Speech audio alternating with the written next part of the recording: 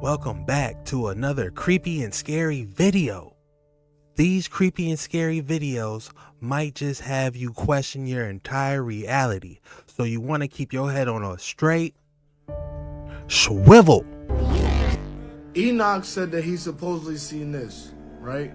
And this is what the true form of what an angel is supposed to look like in true form. So basically Enoch said that he was seeing this shit, right? There's a video that's going around that said that they seen a UFO, but I think it was an angel just like this. Look at this video, y'all. Look at this shit. This is the clearest video that anybody has ever got of anything. And look what that joint look like. Look, do y'all see the eye in the middle, bro? Do y'all see it? It's looking over and watching everything. Watching everybody. Look at that. Bro. Yo.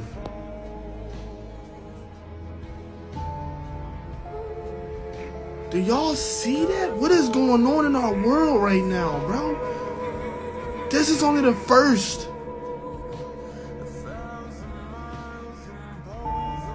Look at that. Are y'all telling me that's not the same thing, bro?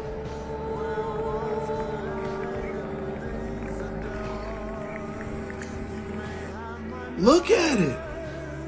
That's what that John is, bro. Enoch said that he's supposedly seen this, right?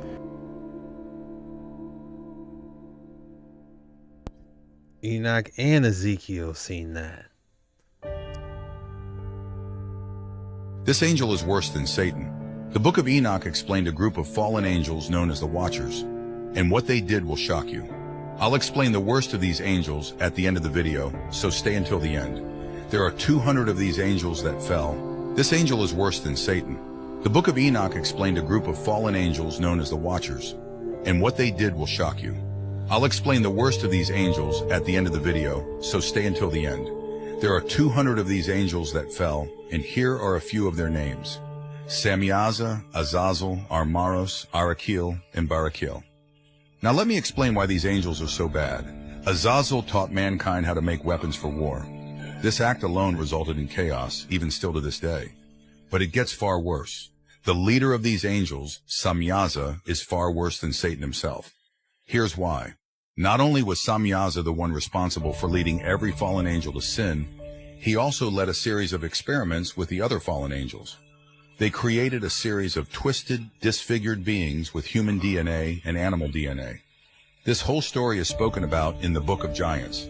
It says the 200 angels chose animals on which to perform unnatural acts, including presumably humans. I plan on releasing a full video on this exact story. If you are interested in that, follow me and subscribe to my... Dang, it sounds like it got real specific in the Book of Giants. I've never even heard about the Book of Giants. This is my first time. So you know we gotta dive into it and see what they're talking about. Samyaza taught humans enchantments and root cuttings. So essentially, Samyaza taught humans about magic. The form of magic he taught humans was most likely dark magic, due to the fact everything these angels taught humans caused us to walk away from God and destroy one another. During this time, everything on the earth was hectic. Between the angels' hybrid offsprings, the fallen angels, and the fallen angels' teachings which affected humanity for the worse, the world became much more dark. Things such as witchcraft became popularized during this time and also after that. We can see this kind of magic prominent in places such as ancient Egypt. Priests were the main practitioners of magic in pharaonic Egypt, where they were seen as guardians of a secret knowledge given by the gods to humanity to ward off the blows of fate. We can clearly see these so-called gods are just fallen angels being worshipped as the false gods that we were warned about in Exodus 20 verses 3 to 5. In ancient Egypt, the most respected users of magic were the lector priests, who could read the ancient books of magic kept in temple and palace libraries. In popular stories, such men were credited with the power to bring wax animals to life, or roll back the waters of a lake. Samyaza taught humans enchantments and root cuttings. Lepter priest, the first thing that comes to mind is when those two pharaohs or whatever they were, magicians, they threw their staff down and it turned into a snake. And then God told Moses to throw his staff down, and his staff ate both of theirs. That's the first thing that comes to mind when I see Lecter priest come up. So we got to dive into that. Who could read the ancient books of magic kept in temple and palace libraries. He said ancient books of magic. What type of alchemy, homunculus making books were these? What were they doing?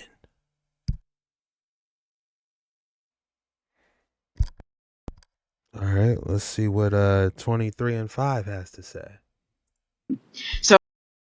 In popular stories, such men were credited with the power to bring wax animals to life, or roll back the waters of a lake. Samyaza taught humans enchantments and root cuttings. So, did you guys hear that? Wax animals? They used to turn wax animals alive? That's alchemy.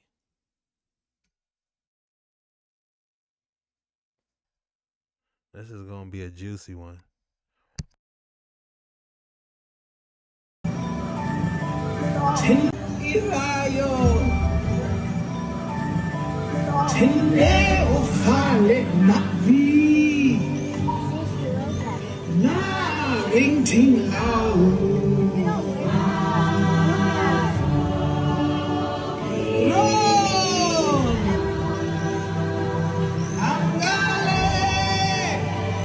Damn, what does the Avatar got to do with the Nephilim?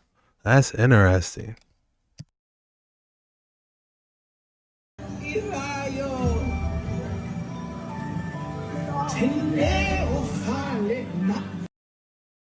Says Nephilim Workshop. Nephilim Workshop. That's interesting. What does Avatar have to do with the Nephilim? Did you know the movie Avatar is actually based on truth? In Avatar, every tree is interconnected and communicates with each other through the underground neural network of the planet.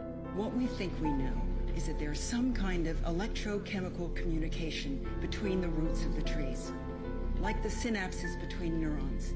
And each tree has 10 to the 4th connections to the trees around it. And there are 10 to the 12th trees on Pandora. Which is a lot, I'm guessing. It's more connections than the human brain.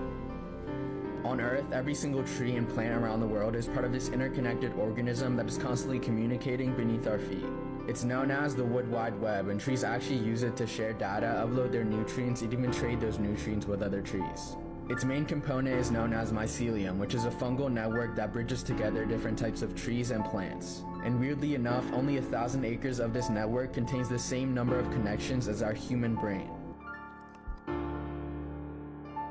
I still haven't seen the second Avatar. Is it worth it? Let me know if you guys seen the second one, or are you huge fans of it? But the underground network system for trees? Man, imagine how vast that network is for those biblical trees that was back in the day. You know, that network system must have been massive. Out.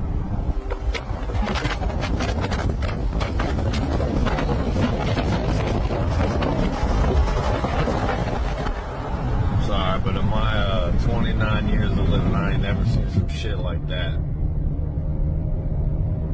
Never seen some shit like this. Oh my God.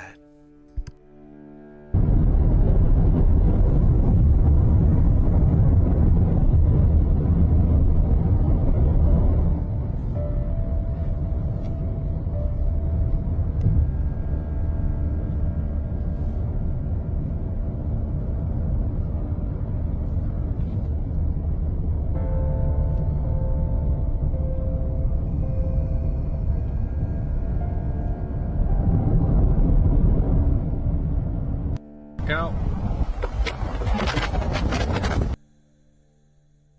At first I thought it was a joke, like someone just tried to CGI some type of star ship in there.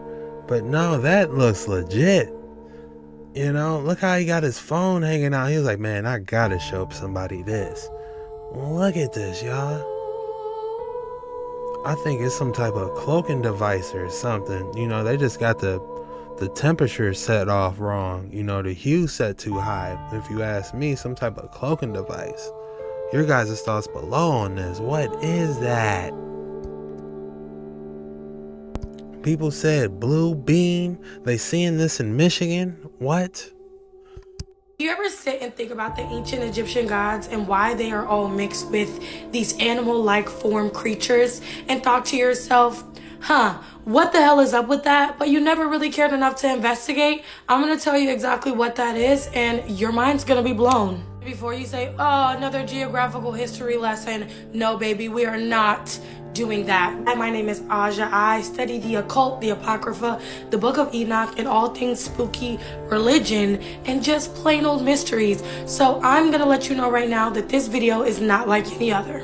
If you follow me, you know we have been over the book of Enoch, which is a hidden book of the Bible that was taken out of the canonized Bible by the Vatican because the story did not align with modern day religion, as well as had some creatures that would not align with Catholicism back then. The book of Enoch was said to come before the book of Genesis, and it tells why God sent that massive flood that Noah was told about by Enoch, which was his great-grandfather. But if you didn't read the Apocrypha and you are new here, you wouldn't know that. So that hidden book of the Bible, the book of Enoch, is about the angels who were supposed to watch over mankind that God created to be special, and instead they abandoned their post. They fell to angels because they were fallen angels and began to procreate with humans, creating things that they were not supposed to create, and they were said to have taken 200 of each species of animal that they found.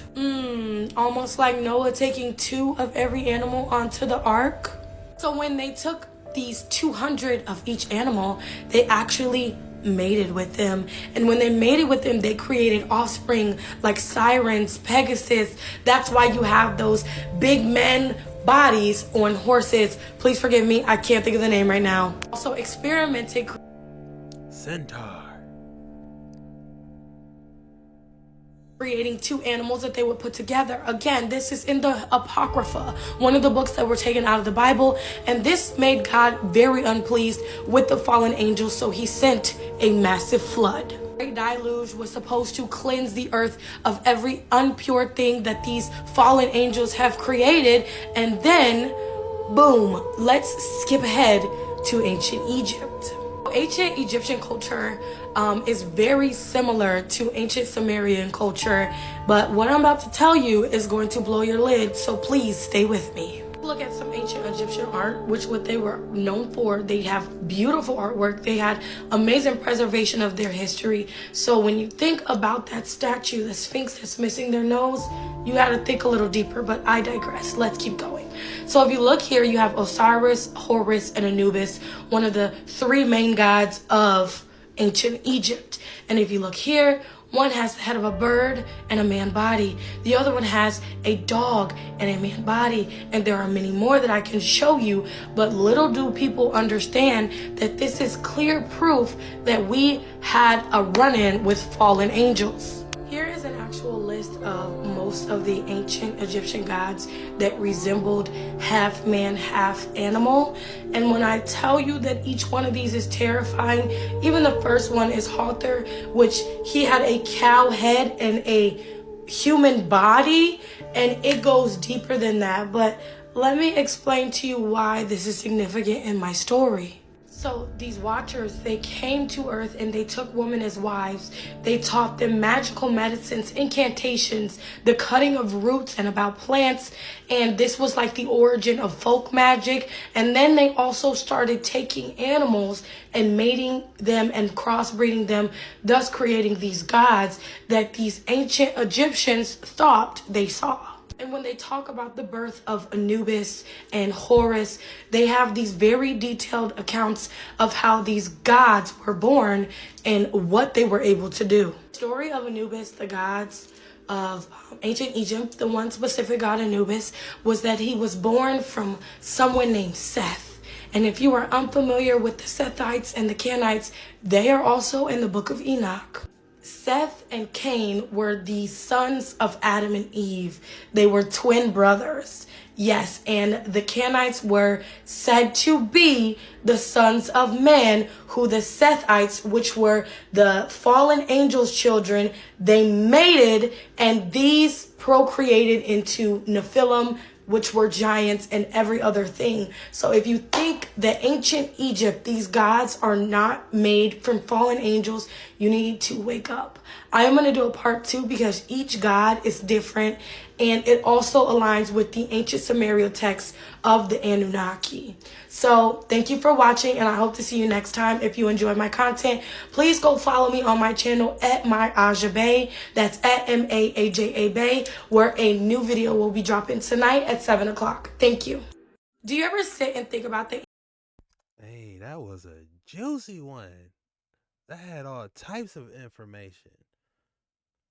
You know, I've had my thoughts that, man, maybe these Anaki, these fallen, they really might have had a run-in. If we looking at all these creepy hieroglyphs and everything that look crazy, this was an actual run-in. You know, I feel like I'm getting somewhere.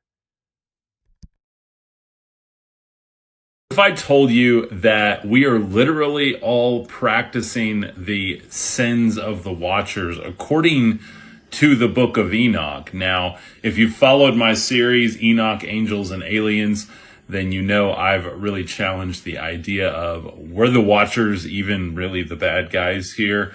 Because the Lord that was in charge of them certainly had some questionable decisions as well.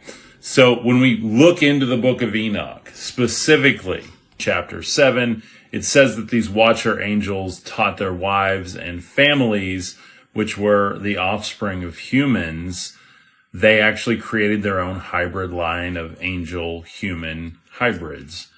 Now, they taught them things like magic, but magic is a bit different here than what we understand it from our movies and television. And one of the things they taught was the cutting of roots and plants. Now, this word is actually the word pharmakia, and it literally is basically just using plants to mend wounds, etc. The other part of the sins of these watchers is just really questionable as far as why it was even a bad thing.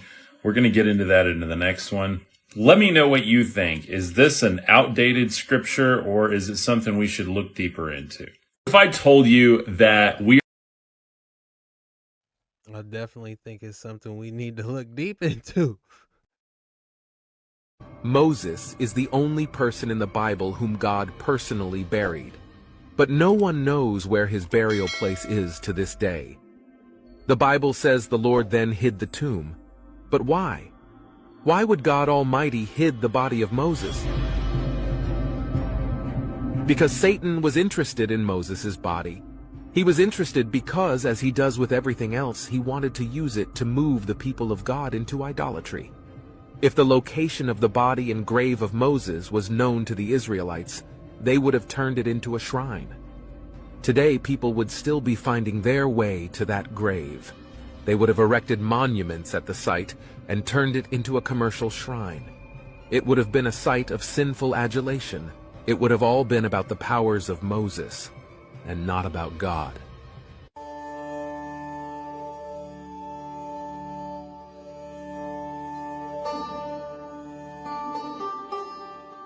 That is the true definition of idol worshiping. This is the reason the Lord hid the tomb. The concealment of the tomb was so important that it sparked an angelic battle in the higher realm. In Jude chapter 9, we learn how the archangel Michael challenged the devil for the body of Moses. People have a propensity to worship the created things rather than our Creator. Moses is the only person in the Bible whom God Well, I ain't lying. You can just imagine if everyone knew where it was right now, man. Nowadays, but people would definitely show their respect, but you know, it's better to be hidden if you ask me. We have some people on Earth that have been trapped here inside of our realm.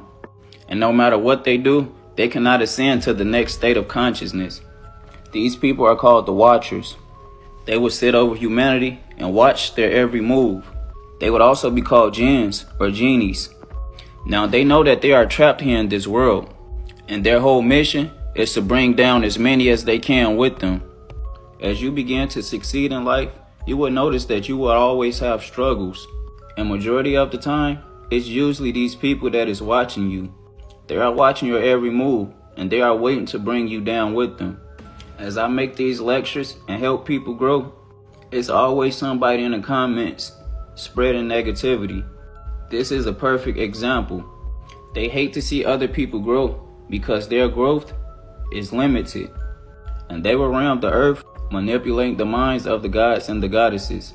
This was all wrote down in the book of Enoch. These are all soulless vessels that have been trapped here. And during this new age, we will get rid of them. They will not be able to do their illusions and perform their trickery on us anymore. These are the people that will come around and act like they are for you. But whole time, they are trying to bring you down. You guys must be aware of the Watchers. No matter where you go, what you do, somebody is watching you. Always. This spiritual war is way deeper than y'all think. We've been fighting against these energies and entities for thousands of years. This ain't just starting now. Everybody that look like us, not with us. Protect yourself and stay safe. Peace and Ashe. We have some.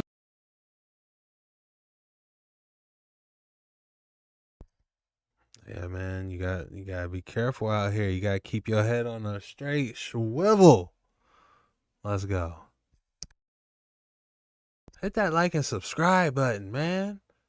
We on these waters. Y'all see it, what it is? Enoch Watchers. We found out they in the depths of Tartarus. Chained up. You know? Let's go.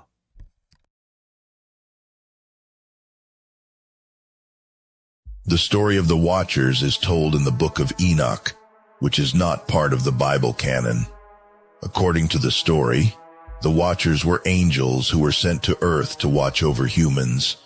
However, they became attracted to human women and had children with them. These children were called the Nephilim and were said to be giants. The Watchers also taught humans forbidden knowledge such as magic and astrology. This angered God, who sent a flood to destroy the world and punish the Watchers. The story of the Watchers teaches us about the dangers of temptation and disobedience. It reminds us that even those who are close to God can fall from grace if they give in to their desires. It also teaches us about the importance of obedience and humility. Thank you for watching. Follow me for more story. The story of the Watchers is told in The book of Enoch mentions a group of mysterious beings, and these beings are what led up to the creation of what we now call mermaids. The story starts off with a group of angels known as the Watchers. These angels. There are 10 heavens in the book of Enoch. Some of the beings Enoch seen in the higher levels of heaven. There are 10 heavens in the book of Enoch. Some of the beings Enoch seen in the higher levels of heaven frightened Enoch so much that he fell down in terror. The first heaven is directly above the firmament. The firmament is described as some kind of barrier surrounding the earth that has another body of water above it that is bigger than every ocean on earth, according to the book of Enoch. The second heaven is a prison for the fallen angels. The third heaven Enoch saw was a heaven full of paradise for the righteous people. However, there is also another side of this heaven that is similar to hell, and it's for the unrighteous people. The fourth heaven is where the solar and lunar tracks are. This means Enoch seen how all the astrological constellations operated. The fifth heaven is where the Watchers are. These are the angels that mated with humans and made the Nephilim, giants, and demons. The Watchers are described as looking like humans, but giant in comparison. The sixth heaven has 7 groups of archangels. They are described as being extremely bright beings that are even brighter than the sun. The seventh heaven was so frightening to Enoch that he literally began trembling with fear. In this heaven he seen the fiery armies of the archangels, the seraphim, the cherubim, the dominions, the origins, the authorities, and the many-eyed thrones, and even more angels. We don't know most of the angelic races I named, however, we can just imagine how frightening this was. The 8th heaven is where the seasons are changed. The 9th heaven is where the zodiac is contained.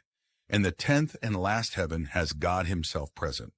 Enoch describes God's face as being supremely awesome and supremely frightening. There are also cherubs and seraphim angels singing in this heaven. Did you know there are 10 heavens in the book of Enoch? Some of the beings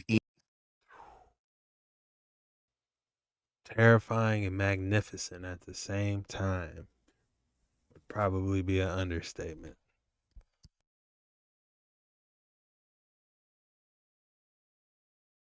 The book of Enoch explains something shocking. In the book of Enoch, Enoch doesn't just see one heaven, he sees a total of 10 heavens. These heavens are often depicted as layers or levels, with each level having its own purpose or inhabitants. Here is a general overview. The first heaven is the closest heaven to Earth, and is where the clouds, wind, and other meteorological phenomena are believed to originate.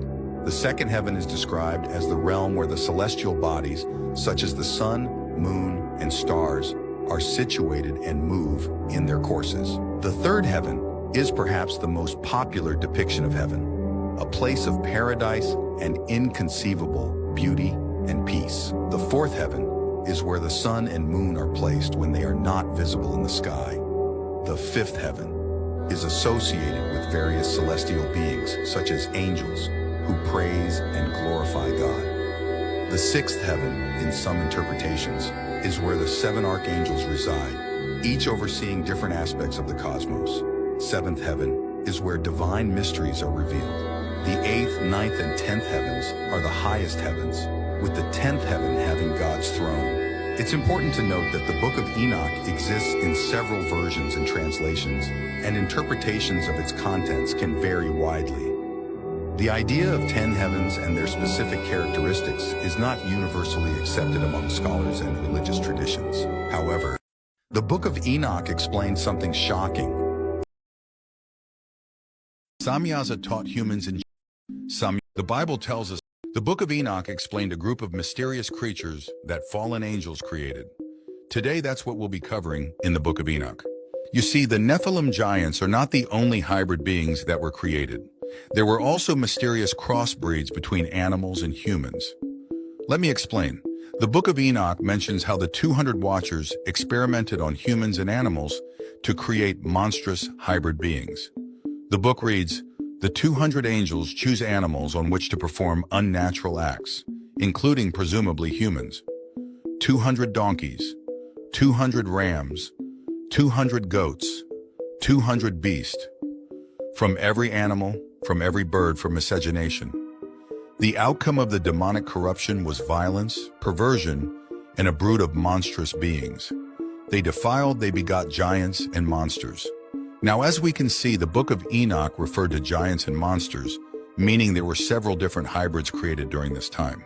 But I really want to point out what it means when these angels gathered these animals for miscegenation. This means there was some sort of reproductive process conducted by the fallen angels, and they used animal and human DNA to accomplish their experiments. The Book of Enoch explained a group of mysterious creatures that fallen. They were on one. Like Cat Williams said, that they were editing the DNA. We got to go back to that one. We got to see when Cat Williams was talking about the Smurfs. About the homunculus. Oh my goodness. We're in homunculi territory. They're saying back in the day the Egyptians knew how to take wax and then make it turn into like it's moving and talking and stuff. What? A homunculi. Religious people would say, oh, you can't watch the Smurfs because it's bad because they have witchcraft and stuff in there. I had no idea how messed up the Smurfs are. The idea that you can create a human life form without a mother or a father. So. Really? That's what the Smurfs are based on? In the Smurf stories, Gargamel, the evil wizard, created the Smurfs. They say they made them from clay, but that's really the homunculus. And when you dive into the actual history of homunculus, it is dark. They actually believed that tiny men lived in semen. There are some cultures that did some crazy experiments, and Cat Williams thinks they're still doing it today, just a little differently. Somebody's history, I don't want to say what race of people or group of people it is, but in somebody's history, you know, there was this homunculus. Like a genetically engineered human? Life form. Life form. Creature. Right. Whoa. And so, you know, it's spoken of in history very sparingly. You know, a lot of things in the world are about perception, you know? Yeah. So we don't believe that there's clones. We don't believe that because we don't feel like we have the technology. Religious people would say, oh, you can't watch the Smurfs because, like, even the Smurfs story. The Smurfs are based on something? Religious people would say, oh, you can't watch the Smurfs because it's bad because they have witchcraft and stuff in there. But the whole thing is, it's based on this, the homunculus, the idea that you can create a human life form without a mother or a father. So. Really? That's what the Smurfs are based on?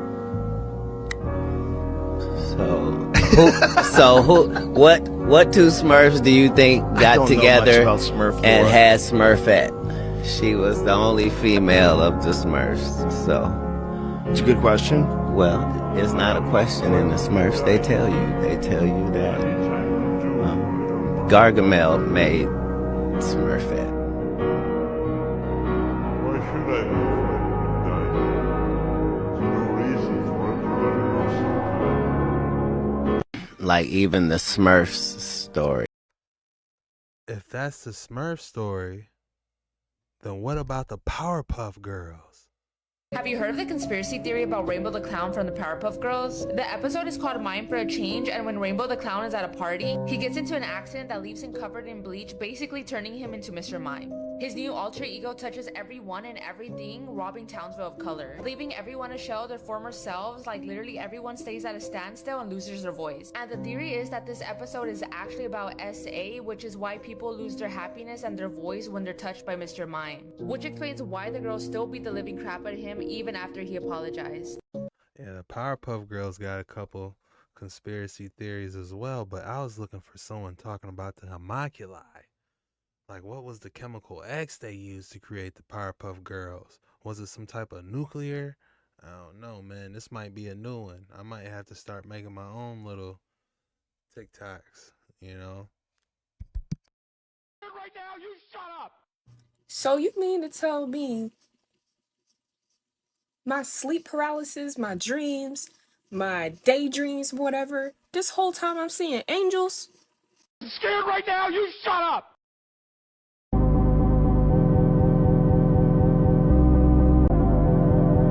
Okay, I have to do a trigger warning on this part 45.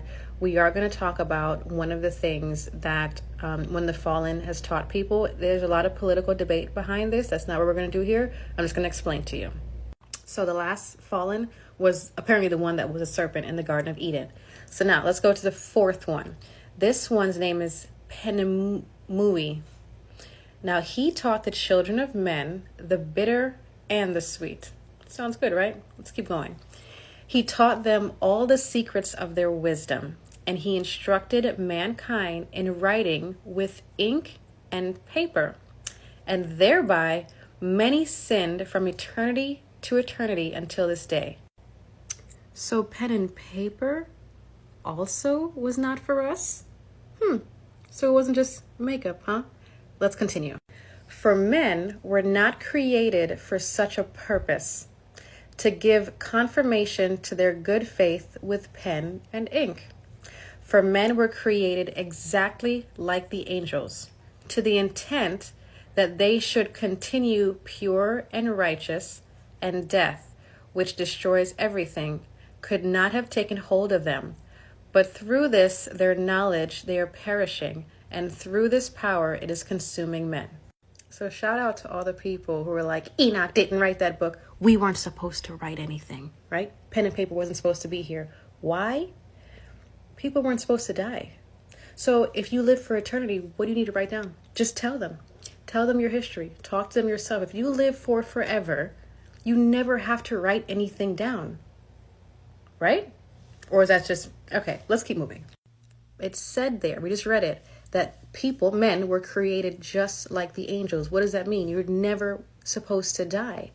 But through learning all these things, that is what causes us to now perish. We're never supposed to have this knowledge. Okay, let's move on to the next angel. The fifth was named Kazdeja. This is who showed the children of men the wicked smitings of spirits and demons, and the smiting of the embryo in the womb, that it may pass away, and the bites of the serpent, and the smitings which befall through the noontide heat, the son of the serpent named Tabaet. So that's a wild verse. So he's the one responsible for teaching humans about spirits and demons, also spell work, and he's the one that is accredited with teaching humans how to have abortions. That was the part that said the smiting of the embryo in the womb. Now, here, there's no space for us to judge. That's something you take up with your creator. Let's go on to the last fallen and see what he was trying to get from Michael in the next part. See you there. Oh, your boy in trouble. As much notes as I be writing down, man, but it makes sense. You know, we weren't supposed to read or write, you know, we're just supposed to talk because we're supposed to live forever. Wow, that is fascinating. The entire mythos that surrounds them. I'm talking specifically about what's called Enochian magic, and this all ties into the Akashic records, mysticism, and angel magic, dealing with angels and demons.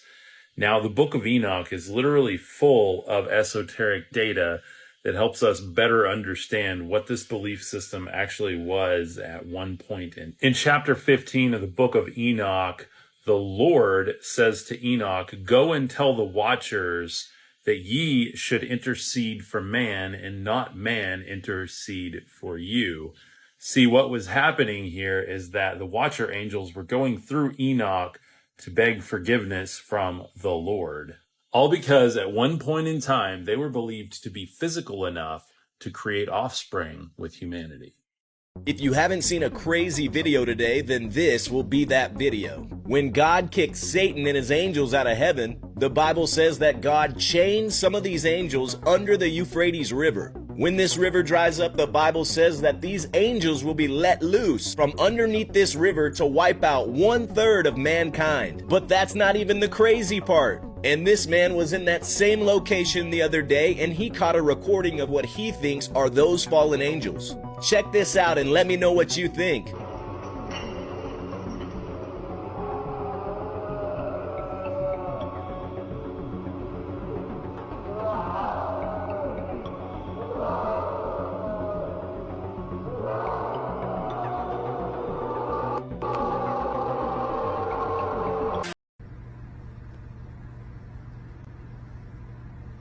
Hi, everybody. Hi, everybody. The return of the Watchers. What does the Bible say about the return of the fallen angels? Human women. Many of you are familiar with the story of Genesis 6. The sons of God, the B'nai Elohim, saw the daughters of men, that they were beautiful, and made them wives. And they had children that were the Nephilim, the legends of old, the men of renown. Jesus says, as in the days of Noah, so it'll be in the days of the coming of the Son of Man. And when Jesus is speaking of Noah's day, he references marriage. But who does the Bible define as being married in Noah's day? If you go back and look at Genesis chapter 6, verse 2, you'll see that it's actually the sons of God marrying the daughters of men. Angels marrying human women and having intercourse with them and having children. This will continue in the time of the end. We know now that those specific angels are bound, but in the tribulation they'll be released. It's happening a little bit now with others.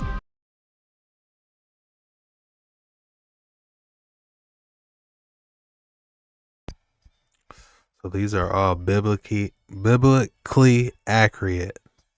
Biblically accurate angels. Ugh.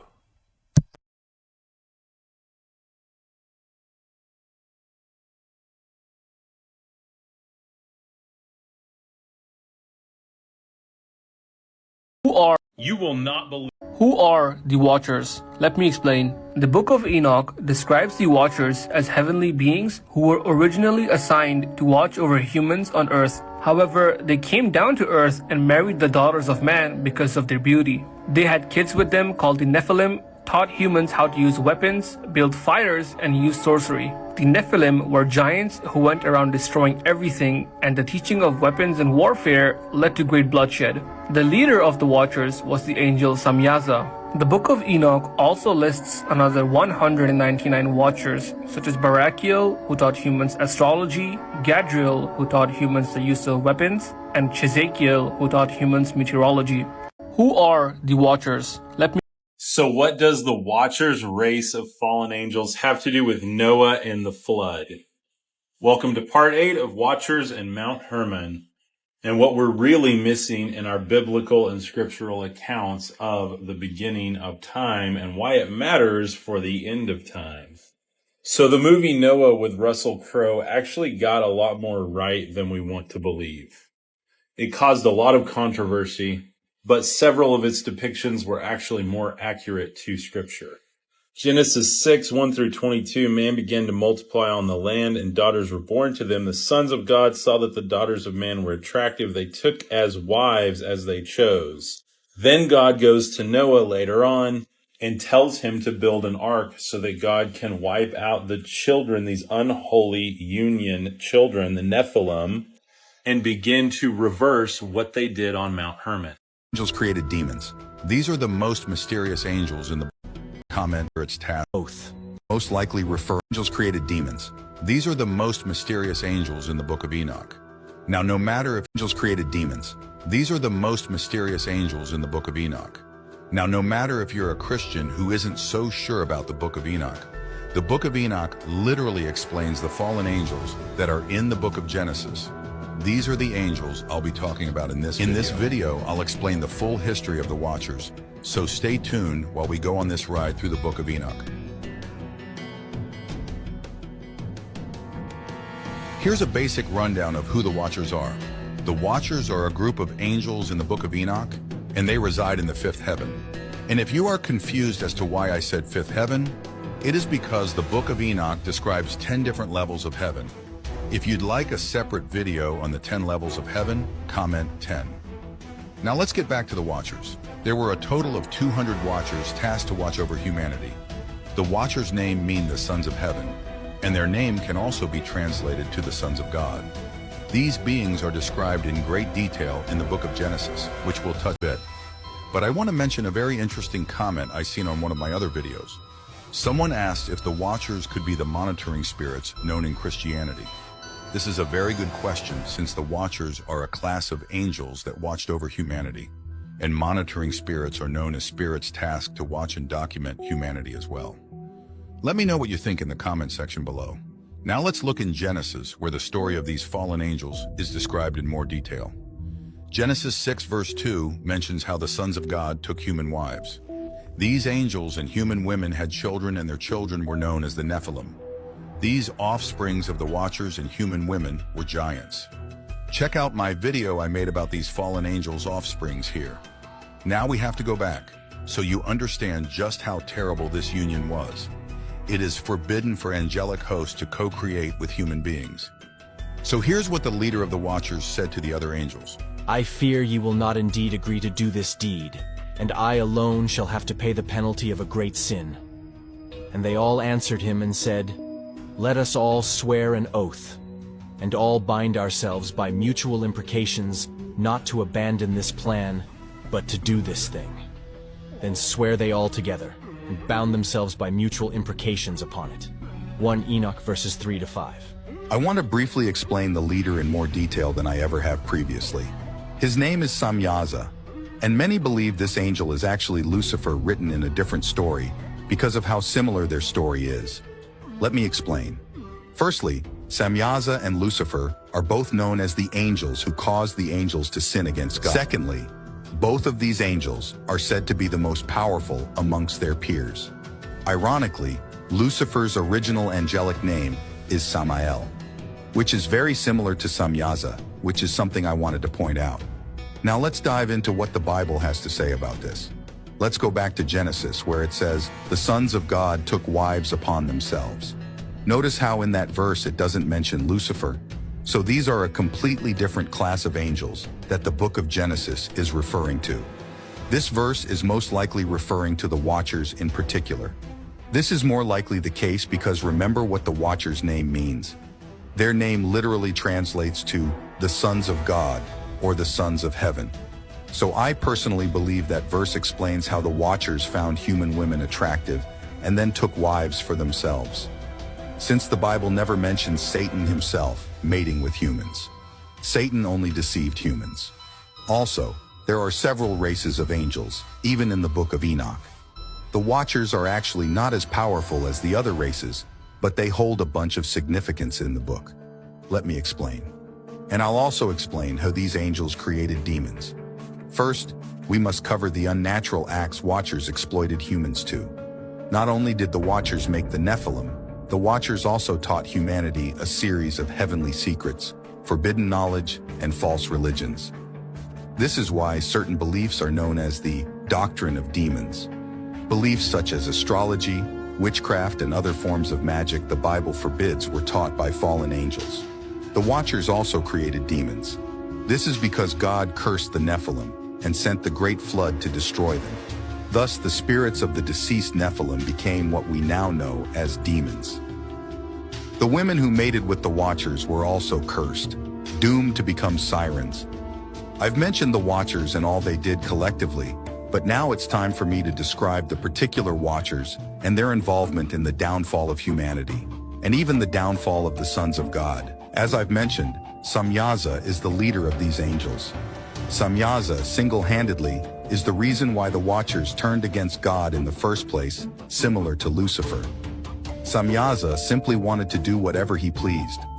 Azazel is arguably the worst out of the Watchers right after Samyaza, because he taught men to make swords and knives and shields and breastplates, and made known to them the metals of the earth and the art of working them, and bracelets and ornaments, and the use of antimony, and the beautifying of the eyelids, and all kinds of costly stones, and all coloring tinctures. These are usually revered as the two leaders of the Watchers. However, there are a total of 200 of these angels.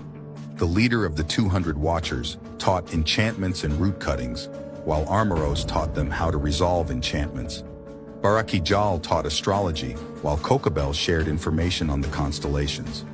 Ezekiel shared the knowledge of the clouds, Arakiel instructed on the signs of the earth, Shamsiel on the signs of the sun, and Sariel on the course of the moon. There, however, was a price for these angels for leading humanity astray. The Watchers' first punishment was their offspring being destroyed. This is where the great flood comes in. God sent archangels to deal with the Watchers. The archangels are a military class of angels, it seems like, because they're usually tasked with dealing with spiritual threats. A quick disclaimer before we continue. I am in no way attempting to influence you to glorify angels instead of God, because all the glory belongs to God and Him only. Now let's continue. God instructed a selection of archangels to bind the Watchers and cast them in an allocated part of the underworld that is called Tartarus. The fallen Watchers were to remain there until their final judgment. God seen what the Watchers did as such a big deal because the Watchers' teachings led to lawlessness in human beings and caused them to separate from God and become lawless. Humans started practicing occultism and used magic, potions, and spells on one another to influence and manipulate. Get the Book of Enoch to learn more. Angels created demons.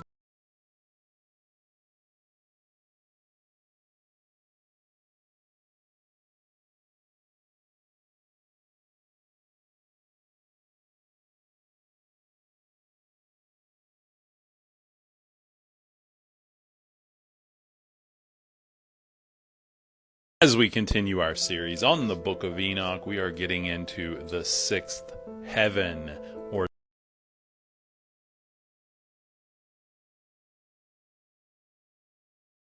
Man, that episode was cooking, getting juicy.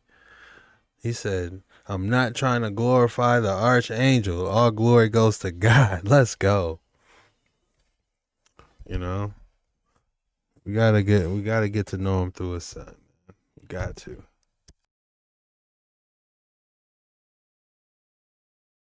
As we continue our series on the Book of Enoch, we are getting into the sixth heaven, or the sixth dimension. Now, this one's going to blow your mind. Check this out from the second book of Enoch. As he enters the sixth heaven, he says, I saw 7 groups of angels, and their faces were more radiant than the radiance of the sun. And there was no difference in their faces or their dimensions or their clothing. And these groups carefully carry out and study the movements of the stars, and the revolution of the sun, and the phases of the moon, and the overall well-being of the cosmos. Here in the sixth heaven, I am lovingly referring to this as the guardian domain. Now, this is different than the fifth heaven, or the fifth dimension, that we called the veil, the place just outside of time. So this is beyond the veil, beyond time, and beyond the three-dimensional realm, in what I am calling the guardian realm. By the end of this series, you are going to see how all of these realms, heavens, or dimensions literally correlate together to make up our known experience of reality, even hinting at things like our known understandings and theories of physics. It's pretty wild. My name's Cub. This is all my opinion in theory. What do you think? Follow for more. The Book of Enoch mentions a group of mysterious beings, and these beings are what led up to the creation of what we now call mermaids. The story starts off with a group of angels known as the Watchers.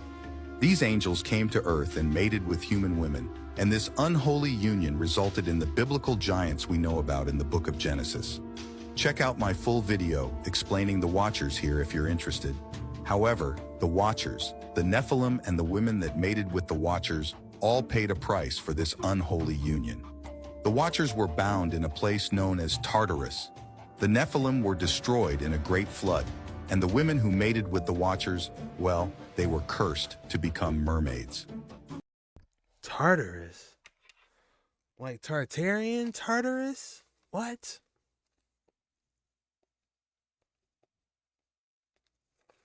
We gotta look into Tartarus. Warn Enoch 19 verse 2 says, the women also of the angels who went astray shall become sirens. Sirens can be translated to 2 different creatures. First, we have the Greek siren, which is a half-bird, half-human creature. And then, siren can also be translated to mermaids. However, over time, the word siren has been a title to describe a particular type of mermaid that sings a hypnotic song that lures men off their ships to their watery demise. There is even a show called Siren that is about mermaids. Originally, mermaids were human women, and this is why in several films they turn into human women. It is because that is their original form, although they can't turn back into humans since they are cursed. And they're not anywhere near as beautiful as they're portrayed according to first-hand accounts with these creatures. The Book of Enoch mentions Man, those mermaids look like they were ready for action. We better hurry up on these waters before one tries to get us. This video is going to be on the Watchers from the Book of Enoch. This is where we get the mythology of the Greek gods, the Roman gods, the Egyptian gods. This is Zeus, this is Thor, but they originally came from the story of Judaism. This video is going to be on the Watchers from the Book of Enoch. This is where we get the mythology of the Greek gods, the Roman gods, the Egyptian gods. This is Zeus, this is... We're talking about something/somewhere that puzzles many modern Bible readers. Tartarus! Tartar sauce, tartar sauce, tartar sauce. Tartar sauce, tartar sauce, tartar. No, not tartar sauce. Tartarus! Out of the 4 words translated as hell in the English Bible, Tartarus is only mentioned once. But in its one use, oh baby, it makes an impression and brings up loads of questions. And extra biblically, in texts that were important to the early church that didn't make the final canonical cut, so to speak, Tartarus was a big deal. Ever hear of the Watchers or the Nephilim? Oh yeah, today is gonna be a doozy. And hi, my name's Ken. I'm a full-time Jesus-loving non-traditional missionary that's been abroad for 5 years. I'm also a researcher and teacher that seriously digs history, especially ancient religious history. And I teach classes online too. You should check them out in my profile. So, tartar sauce. It's gross. I don't like it. And I don't think I'd like Tartarus either. The one mention of Tartarus in the English Bible comes from 2 Peter 2:4. For if God didn't spare the angels who sinned, but threw them down into Tartarus and delivered them to be kept in chains of darkness until judgment. And Tartarus is kind of used like a verb, as in throw down or throw to Tartarus. Now, 2 Peter 2 is referring to false prophets who have arisen in the church who are denying the sovereignty of Christ, indulging in sexual sin, and exploiting Christians. And 2 Peter is saying, look, God knows what's up, don't worry. They're going to get theirs, and God's going to both rescue his people and punish their unrighteous at exactly the right time until the final and ultimate reckoning, which will occur on the day of judgment. And uses the example of angels who sin that have been thrown down and are in captivity until judgment to prove his point. But this opens up a whole can of worms to modern believers. What the heck is Tartarus? And why does it just randomly show up here? And hold up, why are there angels chained up in it? Who the heck are they? Why are these guys chained up, but Satan and his loonies are loose in the world? And why are they chained in darkness and not being barbecued like rotisserie chickens? When you think about it, this Tartarus thing is way out of left field until you learn what the ancient Christians knew about Tartarus and who dwelled in it. So, what's Tartarus? Well, if you watched the last video on Hades and the video on Sheol, you will remember me talking about the influence of Greek culture on Jewish culture during the intertestamental period and the early Christian church. And if you haven't watched those videos, come on, what's wrong with you? Watch them videos! And like Hades, which was translated as hell 10 times in the King James New Testament, Tartarus comes to us courtesy of the ancient Greeks. And one of the first known references to Tartarus comes from the Greek poet Hesiod in the 8th century BC, where he wrote that Tartarus was the third of the primordial gods. But over time, like Hades, Tartarus became associated with the place, not just a god. And Tartarus was a place nobody wanted to go. Ancient Greeks believed that if it took an anvil 9 days to fall from heaven to earth, it would take 9 more days for an anvil to fall from the earth to the depths of Tartarus. Homer took it a step farther and said that Tartarus is as far beneath Hades as heaven is above earth. Basically, Tartarus was deep. And 9 days of the anvil dropping. Who said that? That's interesting, though. I would say on my estimate, 9 days of an anvil dropping from heaven to hit earth. My estimate would say that's anywhere between 10 million square feet to 50 million square feet up in the air. That's how far heaven is. In the bowels of Hades, just down up in there like a piece of chewing gum you swallowed in. That's what we like to do on these waters. We like to eat the meat and spit the bones out. Keep your sword and shield on you. You know, we be talking about everything. Anunnaki, Palladians, you know. So you want to listen to what people are saying and eat the meat and spit out the bones, because you might just grab a gem that you might need to get that right paradigm shift to where you need to get that new revelation. In the 8th grade. I mean, just down in there. And if Hades had a good place, like we discussed last week, Tartarus was the best of the bad places that you could be. In Greek mythology, after the Olympian gods warred with the Titans, the defeated Titans were banished and chained in Tartarus for eternity. And the Romans had a thing for Tartarus too. The Aeneid gives tons of details on Tartarus, that it was deep and massive, surrounded by triple walls and a river of fire called the Phlegethon, guarded by a 50-mouthed hydra. And inside Tartarus there was this massive castle with iron turrets, and inside the castle was a pit that went down even further, and at the gloomy bottom in chain were the twin giants Otis and Ephialtes, who had made war upon the god. Now this is starting to sound like the hell that movies envision, right? So, there's your basics on Tartarus outside of the Judeo-Christian tradition. And as we talked about in the last 2 videos, Greco-Roman culture had a massive impact on Jewish culture during the intertestamental period and during Jesus' day.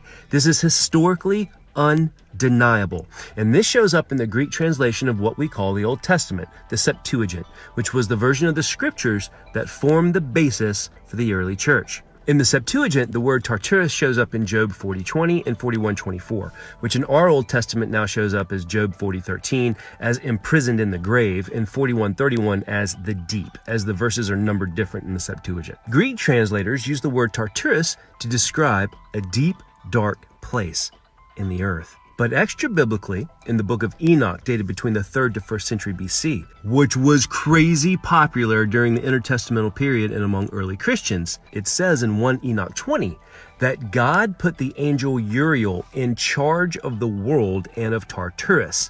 And it was in Tartarus that 200 fallen angels, the Watchers, who led by Samyaza, rebelled against God and taught humanity the use of weapons and sorcery, and who ended up lusting after women, mating with them and creating the race of Nephilim, were imprisoned in chains. These guys aren't resting like those in the bosom of Abraham, you know what I mean? So, Tartarus isn't hell as we commonly think about it, but it's a bad place. And amongst many Jews prior to Jesus and among early Christians, Tartarus was a deep, dark, terrifying place where the angels who rebelled against God, who some believe mated with women and created the Nephilim, were imprisoned to await final judgment at the end of days. And these are the angels most likely referenced in Jude 1:6-7 and 2 Peter 2:4. Now, don't hear what I am not saying. I am not saying Enoch is inspired literature, nor does it belong in the Bible. Don't put words in my mouth that I ain't saying. But the books of Enoch did have a lot of influence during the intertestamental period in early Christianity, and it was widely read within both Jewish and Greek communities. But as some folks don't like to fathom the influence of Enoch on the early church, and I completely get that, there's another way to look at 2 Peter's use of Tartarus, and that's simply 2 Peter was written in Greek, and it was written for Greek speakers. Thus, it uses imagery and language as a parallel for those who either A, knew the story of the Titans in Tartarus, or B, were an audience of ancient Greek speakers who knew that Tartarus was a place for the extremely wicked and could make the connection. But one thing we know about Tartarus for sure is that in early Christian belief, as reflected in the canonized New Testament, Tartarus was not a place for humans. It was for a very specific group of angels. But in later Gnostic works, Tartarus becomes a place for humans as well. So one mere word, Tartarus, that was translated as hell in 2 Peter 2:4, when you really dig into it, opens up this really amazing rabbit hole into the minds of early believers. So whether you want to look at 2 Peter 2:4 as a literal reference to this Greek idea of an underworld within an underworld where the most offensive to God are kept chained in darkness awaiting judgment, maybe those who rebelled and mated with women creating the Nephilim, or as an offhand reference to a Greek-speaking audience who would catch the implications, Tartarus is a fascinating hole to fall into. Had to do it. So next episode, we're going to tackle the flames of Gehenna, which Jesus mentioned 11 times. So it might just be important. He answered literally what I was looking for, Tartarus, because we talk about Tartary all the time, Tartarians, Tartary, but Tartarus, that was the first time I heard about that, and we're diving in on these Watchers, and that's where they put. If you ask me, yes, it's a special place that they chain awaiting judgment, you know, because Revelation is endgame. That's when the earth and everything, you know, is gonna get clean, and heaven and earth come together, and then, hey, that's when they gotta pull them up out of Tartarus, and they get their judgment, man. That's what I believe, anyway. But this is for entertainment purposes. Do your own research on everything.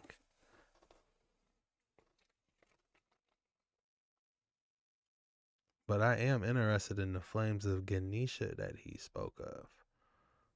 Originally referred to a valley or a ravine that ran alongside the west and south side of Mount Zion there at Jerusalem and then emptied into the Kidron Valley. This valley was known as Gehinnom in Hebrew, which just means the Valley of Hinnom, also known as the Valley of the Son of Hinnom in 2 Kings 23, verse 10. And then Gehinnom in Hebrew was simply translated into Greek as Gehenna. Gehinnom becomes Gehenna. So how did a valley come to be associated with the place of divine punishment? Well, what happened was over time, especially in the period of the kings, there were terrible idolatrous practices that happened in the Valley of Hinnom. And so Jeremiah says that God is going to punish his idolatrous people there by transforming the valley of Hinnom into the valley of slaughter. And then this was conceptually linked with Isaiah 66, where the prophet has that graphic image of the place where their worm does not die and their fire is not quenched. And then over the course of the intertestamental period, in some Jewish popular literature, the Valley of Hinnom came to be associated eschatologically as this place of divine punishment. So that's how it came to be associated with hell. By the way, you may have heard that the Valley of Hinnom was like the garbage dump of Jerusalem, where there was continual fire burning. That's based upon a medieval legend. There's no historic reference to that. But anyway, that's how Gehinnom came to be associated ultimately with hell itself. What we're looking at, ladies and gentlemen, on this creepy and scary TikTok that might make you rethink your whole reality, we are looking at a dragon spine. Ladies and gentlemen, could this be the Leviathan? So many questions, not enough answers. Suck up, the Nephilim still exists. But this was one of the craziest videos of 2022 so far, bro. And they was grinding me up saying I look just like Bull, but I don't. Let's go! I'm telling y'all, the Nephilim roamed the earth, bro. They stuffed him. He's stuffed. They probably still live in remote places on Earth. Wake up! One more time. Wake up! Wake the fuck up, the Nephilim still I ain't even got to say nothing, but y'all see it. Pause and read, whatever you got to do. 2023 is going to be real. Hope you got your seatbelts fastened. Buckle up. Stay prayed up. Repent. Forgive. Show love. And don't judge. Let's get it. I ain't even. That the Bible says in Matthew chapter 24 that just like it was in the days of Noah, so shall it be when Jesus Christ returns to the earth. And in the days of Noah, they had Nephilim, they had giants, these beings, they were a hybrid being that were anywhere from 8 feet tall to 15 feet tall. And there's all this talk of them showing up somehow in Miami. Now, I don't know if that's true or not, but what I will tell you is this. The Bible tells us that the Nephilim are real, that demons are real. The government, the media will try to tell you, oh, it's just an alien and they're from outer space, they're from Mars, and they have a UFO. That's not the truth, y'all. The truth is there is a spiritual battle taking place. There is a spiritual war between good and evil. There's a spiritual veil that is here on this earth, and the more that you feed your flesh, the less you're going to be able to see into the spiritual realm. If you don't have the Holy Spirit, you're not going to be able to properly discern the season, the times, the truth, the lies, and everything else that's happening in our world. All I know is y'all better be ready. Y'all better buckle up your seatbelts for what 2024 has in store. We're only 4 days in, and all this craziness is already breaking out. The only firm foundation that you could truly have is in Christ. Every other God, every other idol, every other thing you put your faith and your trust in will be shaken, will be tested, and it's not going to pass. The only firm foundation you can have is Jesus Christ. Let's go. You can see its very large hands. See its eyes. Is this the Kandahar?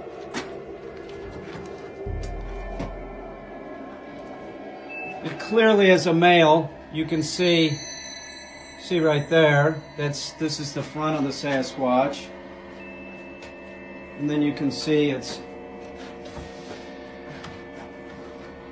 the back side. You can see it has testicles right there. Its hands are gigantic. You know, compared to a human's hand. Many fingers. Like my hand's not even close.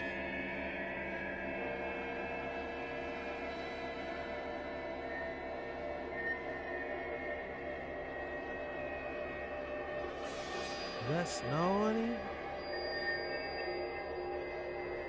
I don't know about this one. What y'all think, man?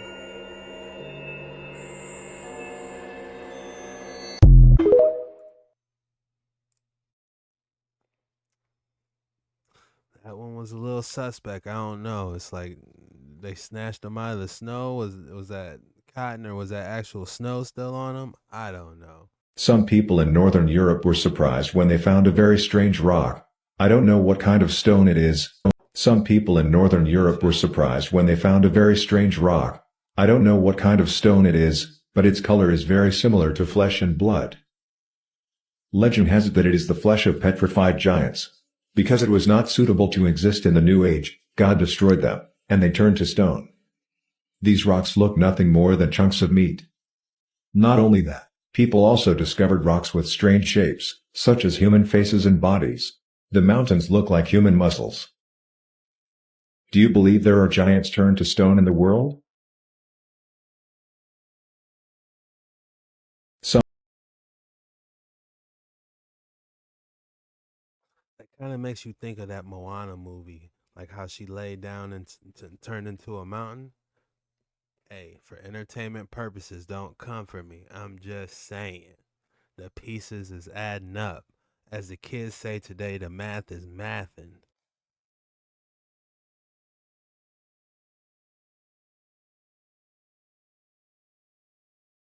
There have long been signs that alien civilizations may have visited Earth in the distant past. There is one Look, the thing looks just like Predator. Look at this.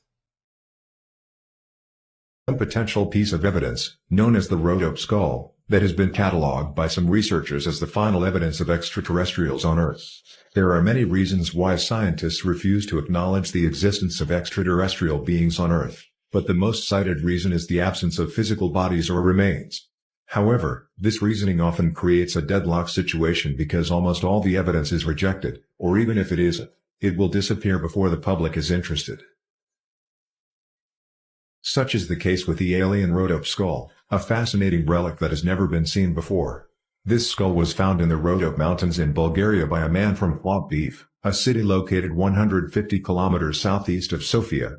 The unnamed man discovered the skull buried next to a small elliptical metal object. His interesting story begins after having a dream in which 5 humanoid creatures in metallic yellow suits direct him to a location in the Rhodope Mountains, near the border between Bulgaria and Greece. On May 21, 2001, he arrived at the place indicated by strangers and the skull was certainly there. His discovery has generated much controversy and many molecular scientists consider it evidence of the existence of extraterrestrials, as well as their presence on our planet. Initially, he presented his discovery to a small group of people interested in the paranormal, but the skull didn't stay a secret for long. The skull was examined by archaeologist Katia Malamet from the Bulgarian Academy of Sciences and Professor Dmitry Kovachev, director of the Asenevgrad Museum of Paleontology. Both said they had never seen anything like it before. This skull is as big as an infant's skull, but its skeletal structure is lighter and thinner, weighing only 250 grams. It has 6 chambers that researchers believe belong to alien sensory organs. While alive, this creature may possess 6 eyes or may have completely different organs that are not yet known. Interestingly, this skull does not have a mouth hole. Professor Kovachev is certain that it is not a fossil, and does not resemble any human skull known to science. We couldn't find any similarity or correlation with anything over the past 30 million years, Kovachev said. Skeptics believe that the skull is an unidentified animal, although its features are unlike that of any other animal. There are several interesting theories about the Rhodope skull. The famous Bulgarian psychic Kubrat Tomov believes it belongs to a genetically modified organism, created by the Atlanteans. According to him, the skull represents the remains of a failed experiment that took place thousands of years ago in that area. Another theory is that this is most likely the remains of a hastily buried alien killed by soldiers active in the area during World War II. Many people have paid a large amount of money to buy back this skull, but its owner does not sell it because the secrets it brings can far exceed what money can buy. Unfortunately, for some reason the skull disappeared before scientists had a chance to perform DNA analysis and dating. Perhaps it was seized by the government and hidden from public interest. Whoever the present-day owner of this skull is, they clearly don't want to share this secret with the rest of humanity, even though it could be clear evidence of the existence of aliens.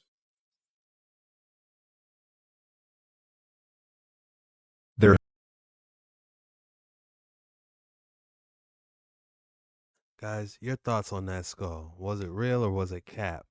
Did they really take it away? It's always like whenever we get close to the truth or some type of information is going to be released, it always disappears. Always, man. Put that boy on display. Let us figure it out. We want the truth.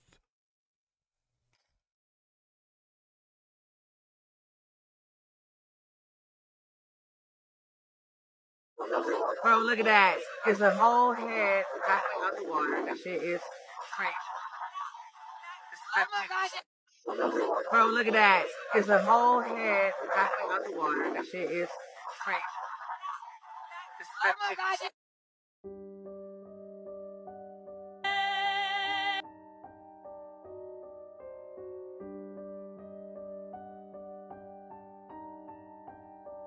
Yo, is this a gold sword?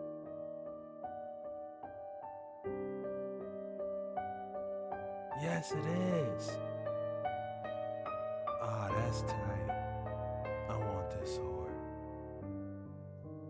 What type of language is that? Is that Egyptian? What does it say?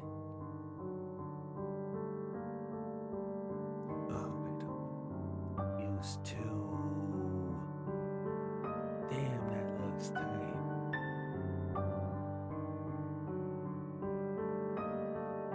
Could the sword have some type of ether harnessing energy? Is it still sharp? What type of writing? Oh, they showed who it belonged to. Great Emperor sword, BC 516.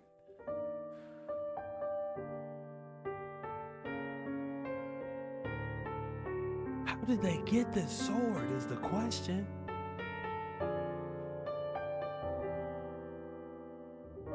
Y'all came up on an old imperial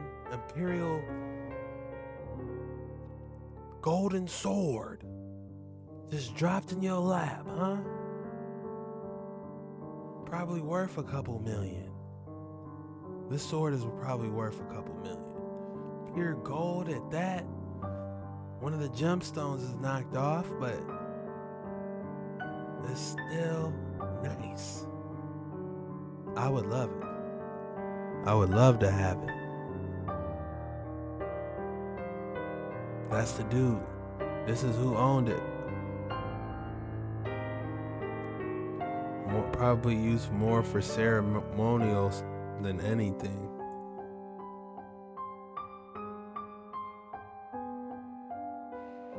Uh-oh, what they digging up now? This is how they be finding them swords, man. They be digging up stuff.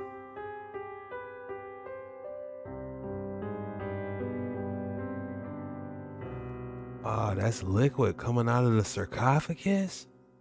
Oh, y'all better get up out of there.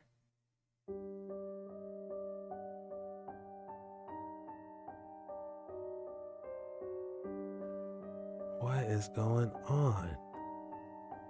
Is that a nostril?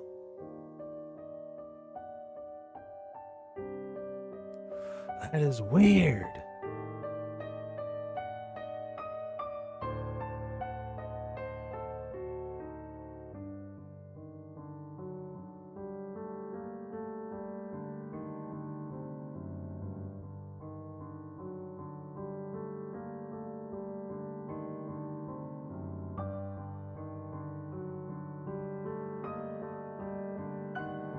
What they be working on?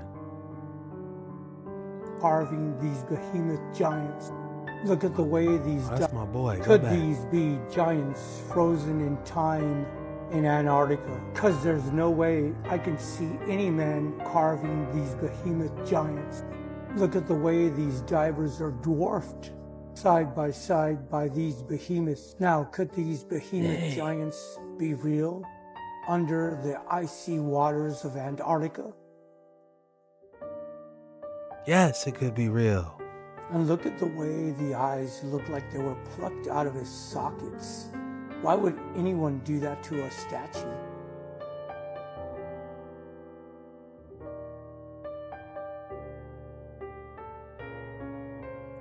This is nuts.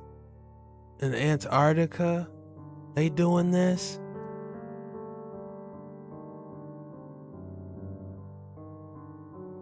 Could these be giants frozen in time in Antarctica? Man, what y'all think about them boys under in Antarctica, them giants in Antarctica, man? Could it be possible that they got petrified and somehow the water raised and then they just appeared to be underwater? Did those eyes get plucked out? If somebody carved it, who did? Is it really in Antarctica? These are questions we gotta know, y'all. The fallen angels, the Nephilim. What's going on?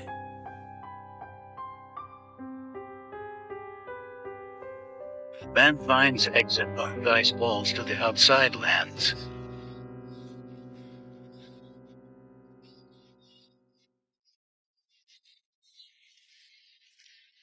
And go all the way to the sea.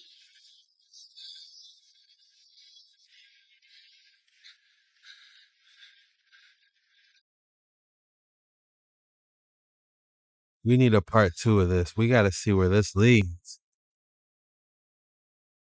But yeah, man, y'all wake up, man. Did y'all see that? What's at the end of that tunnel, man?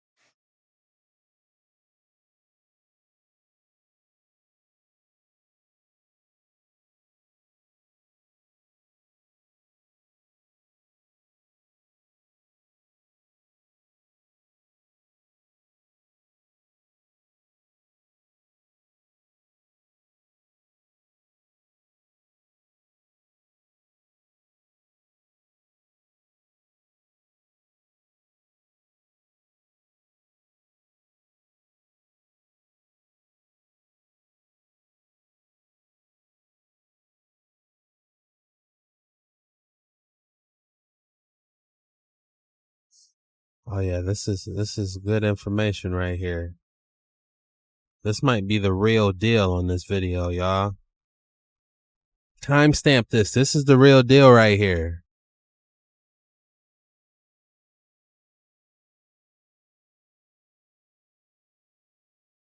Maybe if we go submerge, we can avoid the Antarctic Treaty. And we might as well find the bottom of the firmament. Bro on it. He got straight to the issue. It seemed like everybody on their truthing nowadays, man. These creepy and scary TikToks really exposing a lot, man. The walls of Antarctic, the mystery of the firmament, that was crazy. It really could have been it. You see how the fish was frozen inside the ice? I don't know, man. There's so much new footage coming out. So much new footage.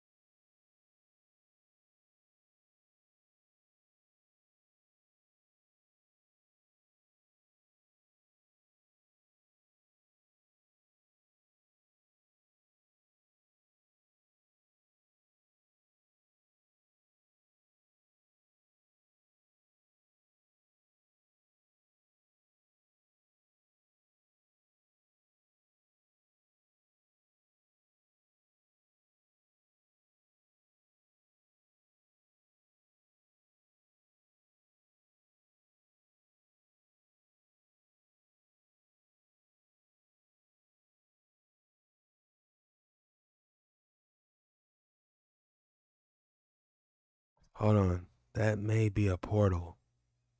Y'all see these? These gazebo looking things? Man, these gazebos got more truth to it than y'all think. Them boys might be portals. Just hold on. Them boys might be portals. Them right there. Remember them.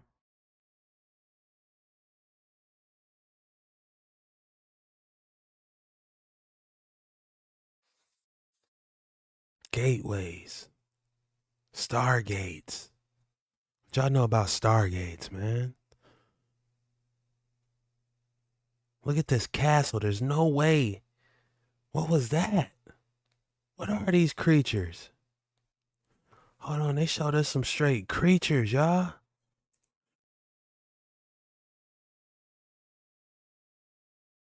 That's the castle. What is this? What type of witchcraft y'all working on? What about this? What type of tree monster is this? Root system monster? Root system demon is this?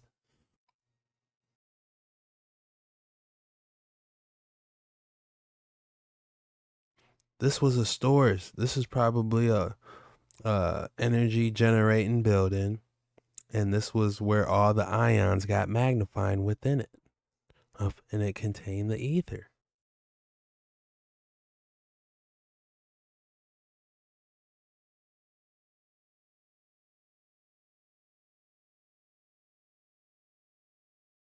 Man, they don't build them like they used to.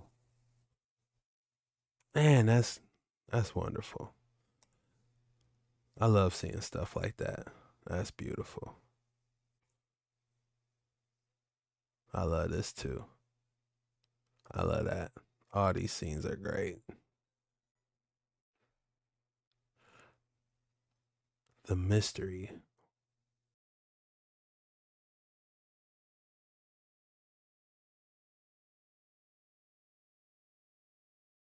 States invaded Iraq wasn't because of weapons of mass destruction, but actually to get the DNA of Nephilim and giants. Now that may sound far-fetched to you, but listen to this email sent to government officials on the Freedom of Information Act website, requesting documents pertaining to the resurrection chamber of Gilgamesh, the location of his body, and the location of the buried Nephilim. That was sent on December 13th, 2018, and the status of that email is closed. We also have testimonies from museum curators saying that the very first place that the United States military went when they invaded Iraq was to museums within the heart of ancient Babylon. This may be one reason why the CIA is investing so much money recently into DNA editing firms, so that when they get remains or artifacts with Nephilim DNA, they can actually extract them and resurrect them back to life like they're trying to do now with extinct animals. Yo. What if the reason the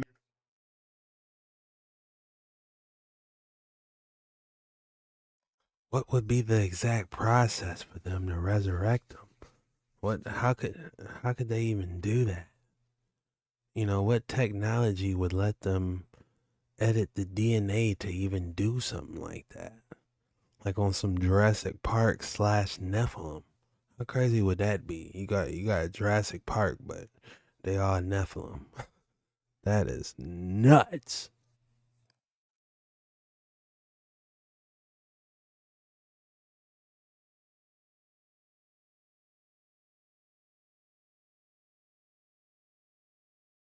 They're basically a city underground.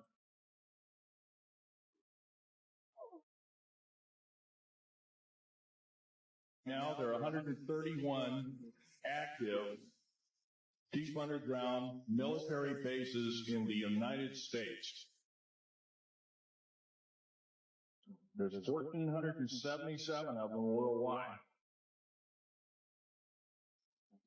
What you call high tech. We have nothing like this on the surface. Wow, what are they working on? Are gobbling up our gross national product. This is deeper than my bunker on GTA. And I spent millions on that bunker on GTA, man. On building underground bases. Each one has an Tell me this don't look like the same exact bunker, underground bunker that they had on GTA. Look me in my eyes and say it.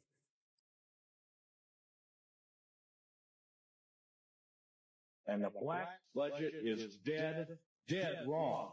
It sidesteps the United States Congress and its Constitution of its people and says you're a bunch of morons you don't need to know. We gotta go underground. Everybody else going underground, I'm going underground too. I'm digging right after this video.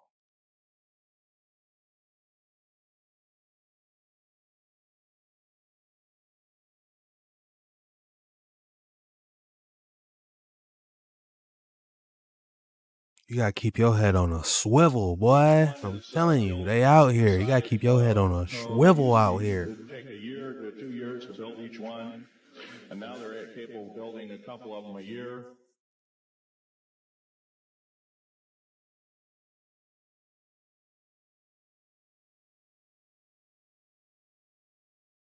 And it's still going. They didn't replay this or rewind it. It's still going, y'all. Y'all ain't supposed to see this. This Area 51, S4, S2, a CIA base.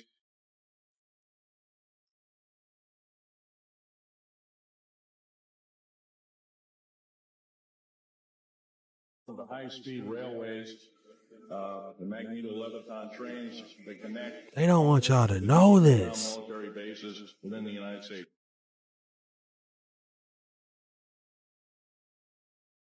It employs over 18,000 workers who work in shifts of 12 hours at a whack. Most of them work in the cover of darkness. I think I know where the entrance to this is. Each It goes through a mountain. Capacity capable was basically. Yep. Did you see that? You see how a mountain was coming out of there? That's where it was. I need to stop talking, man. Watch how it comes a mountain. I know where this is at. Capacity capable was basically a city underground, roughly 4.25 cubic miles hollowed out underground. They have boring machines, for instance. They don't bore, they literally vitrify and melt the rock.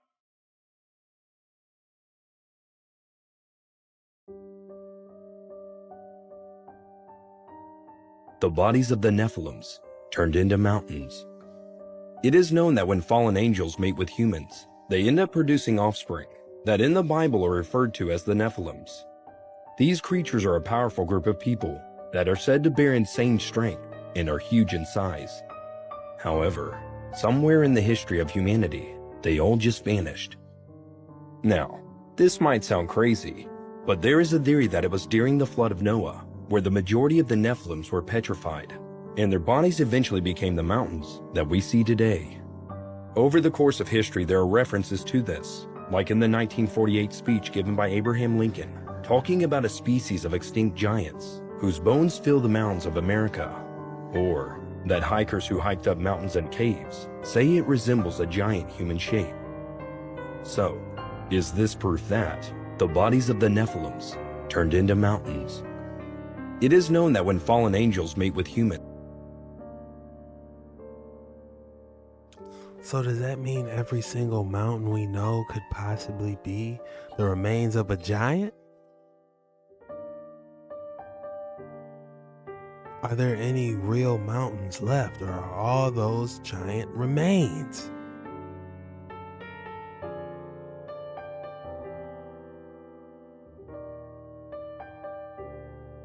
We know, swimming in the money.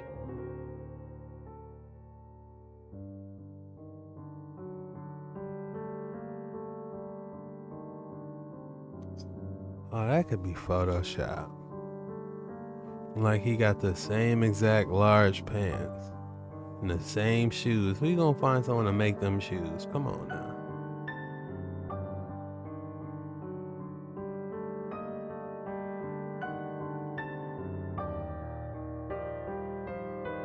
Dreams are made of.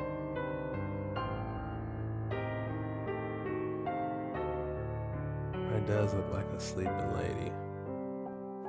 Like that's her hair. You can see her hair, her arm. You know, that's her leg. Wow, and her foot. How good is this, y'all? Just laying down on top of the mountain on some Attack on Titan type stuff. Man.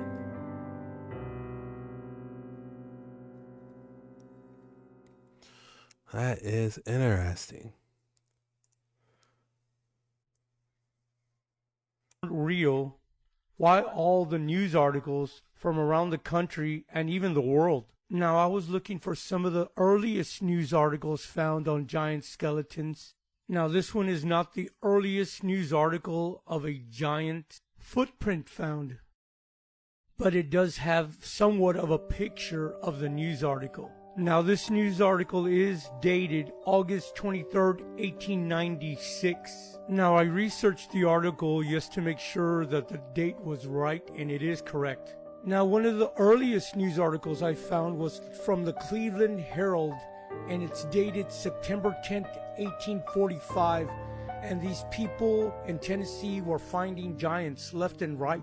And I'm not just talking the month of September of 1845. They were finding giant bones in October, November, December. There's news articles of all this. Now, of course, a lot of these news articles are distorted because they're so old, or even a lot of them are even destroyed.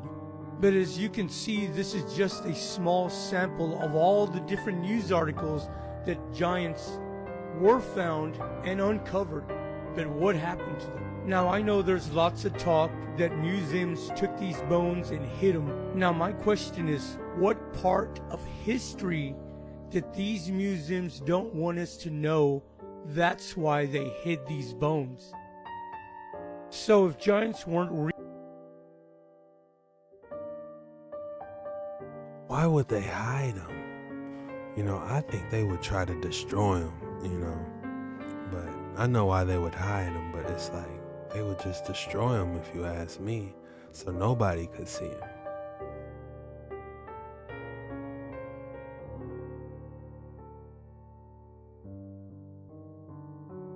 You guys have been seeing these giant puppets all over TikTok, people saying that they're indeed real and that it's magic.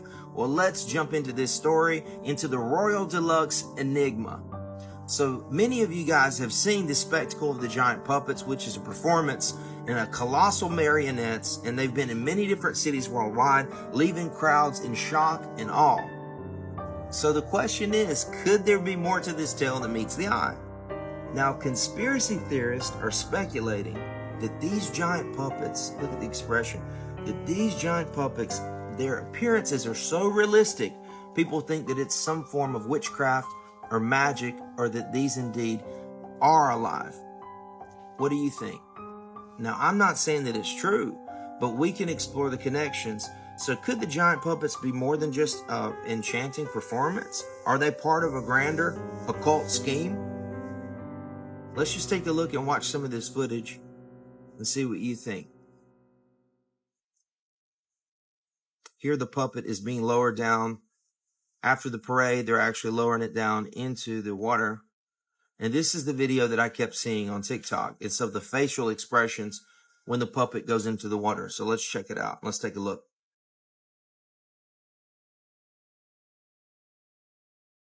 It is very realistic.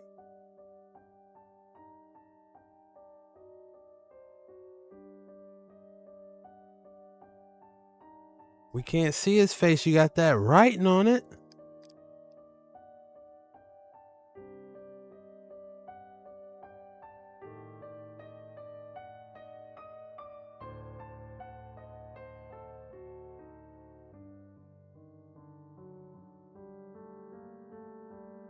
So what do you guys think about the giant puppets? That's crazy.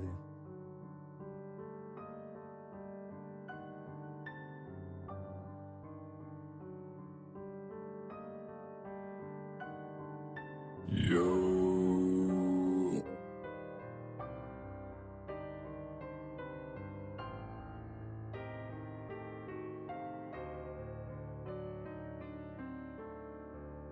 That is pretty good, how she breathing like that.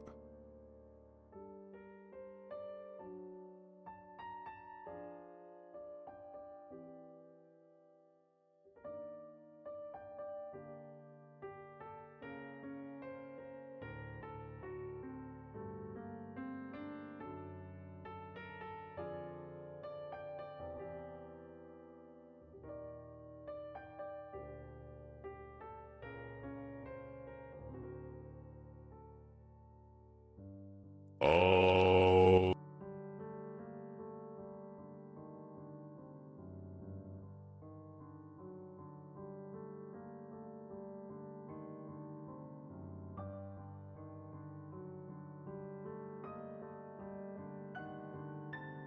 Oh no, yeah.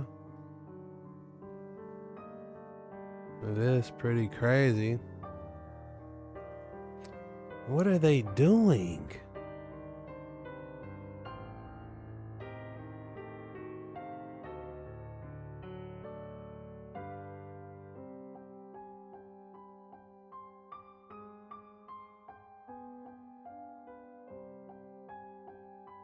What are these puppets working on? Did it just give it a hug?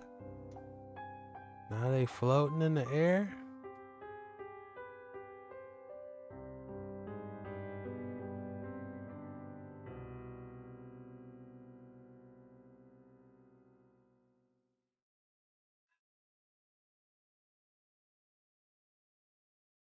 According to the Bible, and this is just one of many skeletons that have been found. This one here, it's about 15, 16 foot height, maybe taller than that.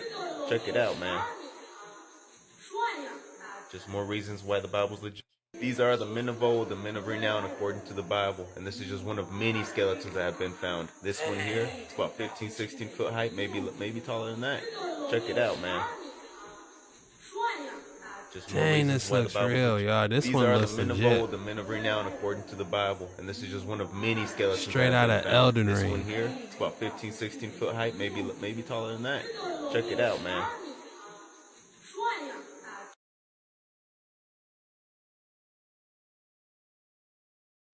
My theory on petrified giants. Whatever happened to them most probably happened fast and simultaneously. Now, do I believe that they are 100% petrified? And the answer is yes and no. If giants are real, like the Bible, Dead Sea Scrolls, and other literature defines, they were not born of the same flesh like me and you, so I think they were only stopped but not destroyed. And these pink salt mines and these flesh-looking stones are part of their bodies harvested from the earth. And for us to deny the similarities that this was once some living tissue, when pictures and video show layer by layer the truth. My theory on petrified giants. But now that I know, they slowly look like big toes sticking out of the grass. Big toes? Yeah. Honey, you're walking on the giant's big toes. You better make sure he doesn't start wiggling. But now that I know, they slowly look like big toes sticking out of the grass. Big toes? Yeah.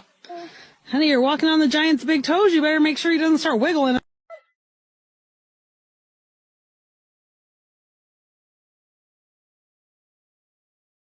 Look what this guy had to say about the government hiding Nephilim giants in their military bases.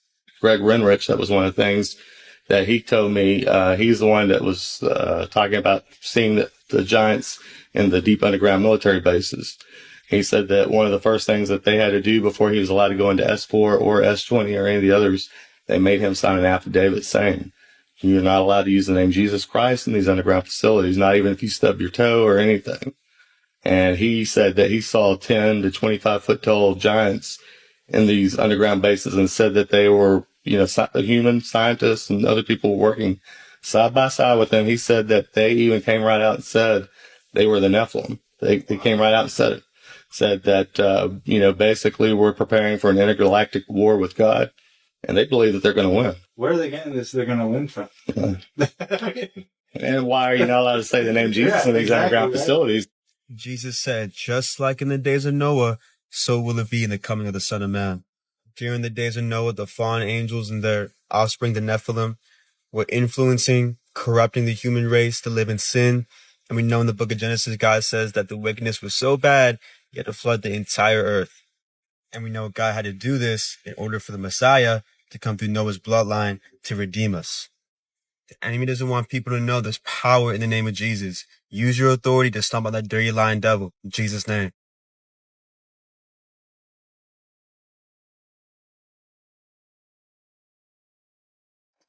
That's all we got for today's episode. If you made it this far, drop the 100s in the comments so I know you real. Y'all, it's your boy Jesky Chuck on these Nephilim, man. We gonna stay on these Nephilim and follow Angel's Dome, man. They not safe around us. We on the dome. We gonna find where you are. You gonna tell us the truth, y'all. It's your boy Jet Ski Chuck, man. We don't play around with them. We on these dark waters every day. It's what we do, man. We don't sleep. We stay on these dark waters. You can't stop us. Y'all know what time it is. Hit that like and subscribe button if you haven't already. It's your boy Jet Ski Chuck, and I'll catch y'all on the next one. What's tomorrow? Friday? Is tomorrow Friday? Oh yeah, today's Thursday, tomorrow Friday. Hey, time to turn up, y'all, man. Stop playing. Turn up with your boy. I might go live today, man. I feel good, man. I might drop a live right after this video, man. Check in with y'all, man. Hope y'all doing all right, man. Hang in there, man. It's a marathon, not a race. Remember that. It's your boy. Peace. According to a Gnostic text called The Reality of the Rulers, the Archons have bodies that are both female and male, and faces that are the faces of beasts. Thus, they're not truly male nor female nor human nor animal. The ancients found this kind of boundary crossing to be deeply threatening, and this description of the Archons implied that they were forces of chaos, so mixed up as to be the farthest that a created being could be from God. Because the Archons had created humans in the first place, they had created humans to be extremely susceptible to their influence and to be almost unable to resist it. Only the divine spark from heaven, which had slipped into creation despite the Archons' intentions, gave people any kind of a chance of resisting the Archons' temptations. But only a few, the Gnostics, were even aware of that divine presence within themselves. And even for them, it was a tremendous ordeal to act in accordance with that presence rather than the wishes of the Archons. Most people were just the puppets of the Archons. What is this? A Naki?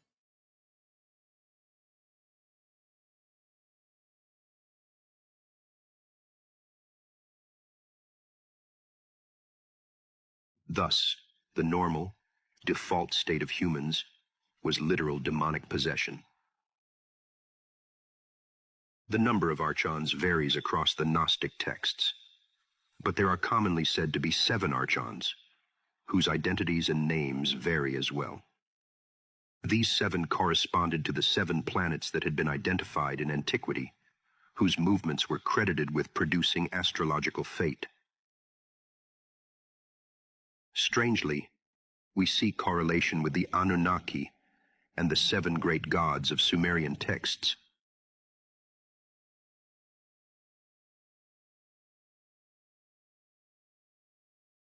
That was weird. Well, that was weird. The Archons. Archons.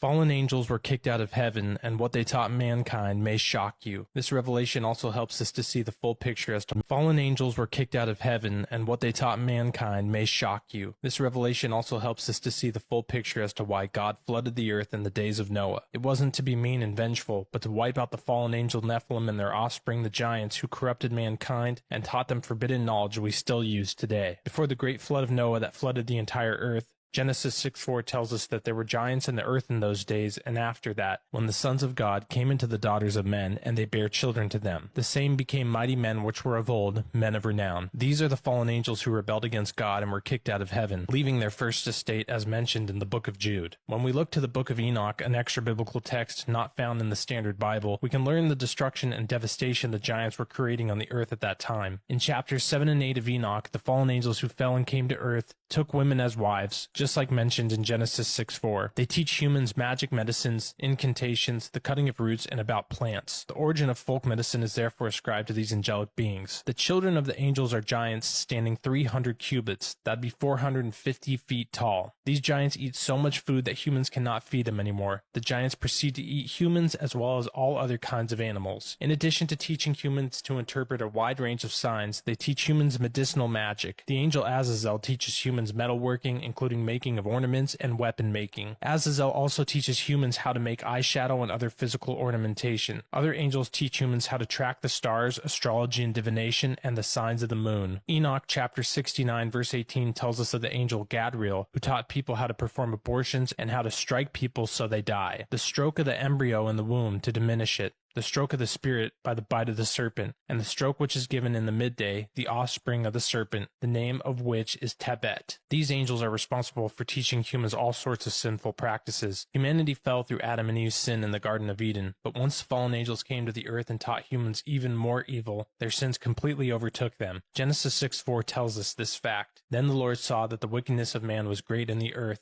and that every intent of the thoughts of his heart was only evil continually. The reason for God flooding the earth was to cleanse the earth of the fallen angels, their offspring the giants, and the evil forbidden knowledge that they taught mankind that had overtaken the earth. Fallen angels. Oh man, we in giant territory now, man. Because they saying that the fallen angels made the giants, and there's still remnant of giants everywhere, man. Uh-oh, looks like we got an update on the Miami alien. Let's go.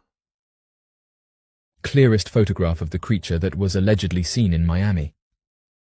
Oddly enough, the man said the strange thing about this encounter was how in one of the photographs the creature appears to be transparent, and this matches what other residents have said.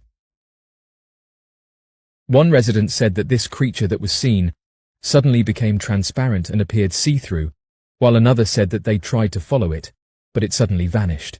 This man just released the clearest photograph of the creature that was allegedly seen in Miami. Oddly enough, the man said the strange thing about this encounter was how in one of the photographs the creature appears to be transparent, and this matches what other residents have said. One resident said that this creature that was seen suddenly became transparent and appeared see-through, while another said that they tried to follow it, but it suddenly vanished. He was running away from the area at the time of the encounter, which is why the photographs are blurry. Interestingly, many have said that this isn't the first time that strange entities and sightings have been reported from this area, while others are not sure what to make of it. On social media, police officers have come forward and said that nothing was sighted, but other officers have said that they've been told that they can't talk about what happened. According to locals, they are currently facing encounters with mysterious entities standing at an imposing height of 8 feet, bearing a striking resemblance to large grey or insectoid entities. Recently, a man stepped forward and claimed to have had a video call with his father, who currently serves as a police officer in Miami. During the conversation, the son probed his father about the events that unfolded in Florida. However, the father disclosed that, at present, he is unable to divulge any specific details regarding the incident. Moreover, he mentioned that higher-ranking individuals have instructed him not to disclose anything. This testimony sheds light on the delicate nature of the situation and the strict confidentiality measures in place. It implies that there may be more to the story that is being deliberately kept under wraps for now. In a rather peculiar turn of events, yet another member of the police force has resorted to social media to share an intriguing revelation. This particular officer disclosed that the enigmatic creature in question was actually captured on camera from a different angle. Like his fellow colleagues, he reiterated the constraint of non-disclosure imposed upon him, making it clear that divulging any details regarding the incident was strictly forbidden. This comprehensive account not only adds to the previous statements of law enforcement officers, but also underscores the severity of the instructions they have received. It's been estimated that over 100 police cars were seen during this encounter, while other residents reported seeing black helicopters swarm the area. Oddly enough, this happened just moments after strange glowing orbs were seen throughout the area. The officer mentioned that in these perplexing encounters, local residents often describe witnessing enigmatic sources of light. It is worth mentioning that there is a lack of understanding about the origins and reasons behind these luminous phenomena, which occur on numerous occasions. The officer emphasized that there is limited information available regarding the nature and causes of these illuminations, leaving many unanswered questions for investigation. Despite the continuous efforts to investigate, the enigmatic lights that have perplexed many still hold their true nature and origin shrouded in mystery. According to the findings of investigators, it has been documented that in the days leading up to the sightings of the mentioned unidentified objects in the surrounding region, a considerable number of individuals in the vicinity have come forward and shared their experiences of witnessing radiant spheres. This indicates. See, if that thing was 8 feet, the original gray thing we saw that was half as big as the telephone pole, this might be a correlation here. It might be. Indicates that there was a notable presence of these luminous orbs in the area prior to the reported sightings. This information provides valuable context and further supports the validity of the reported sightings of the alleged creature. There have been multiple reports from various witnesses detailing the existence of luminous and impeccably circular objects in close proximity to the sites where encounters with these.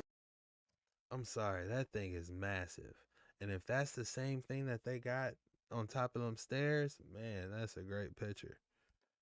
What do you guys think? Is this real or not? Enigmatic beings have occurred. These accounts provide comprehensive insight into the phenomenon, shedding light on the intricate details surrounding these captivating occurrences. Those who passionately explore the depths of the unknown have proposed that luminous spheres, often described as immaculate and spherical entities, emit a soft, pulsating glow. In the quest for knowledge and understanding, these radiant orbs have captivated the curiosity of countless individuals throughout history. Based on testimonies from witnesses, these unusual phenomena are accompanied by a wide range of vibrant colors. These colors include various shades of white, orange, blue, and green. The diversity in color adds to the unique and captivating nature of these occurrences. These mystical spheres have been witnessed floating elegantly across the sky, displaying their graceful motions that appear to defy the principles of gravity, as if they carried no weight. According to various social media posts, there have been multiple accounts of individuals fleeing the vicinity in a state of panic, claiming to have witnessed the presence of a humanoid entity. Concurrently, there are reports indicating the appearance of an anomalous creature traversing the premises of the shopping mall. These posts allude to a peculiar and potentially unsettling phenomenon occurring within the vicinity of Miami. As of this moment, the currently provided explanation suggests that the occurrence appears to have stemmed from a gathering of young individuals releasing fireworks. The incident, which has prompted much attention and analysis, requires a deep exploration to fully comprehend its origins and implications. As the multitude of people dispersed, the resulting scattering gave rise to a state of disorder and disruption, greatly impacting the operations of nearby businesses and causing inconvenience to motorists in the surrounding area. The occurrence of the disruption resulted in significant inconvenience and impeded the seamless operation of various establishments and transportation systems within the vicinity. The explanation provided by the authorities did not convince those who were closely following this story. They were skeptical about why such an extensive response, including more than 30 police cars and black helicopters, would be warranted for a few individuals setting off fireworks. Exactly. You're not going to send 80 people down there. That's like this is a code orange. UFO contact is on the way. This raised questions and doubts in their minds regarding the official justification. At present, a considerable number of individuals have taken to social media to express their concerns about a potential cover-up. One user even reported reaching out to local police stations through emails and personal contact, but unfortunately, their attempts were met with dismissal and refusal to address the matter. The growing consensus among these voices is that certain information is being deliberately concealed. This has sparked a widespread debate and calls for transparency.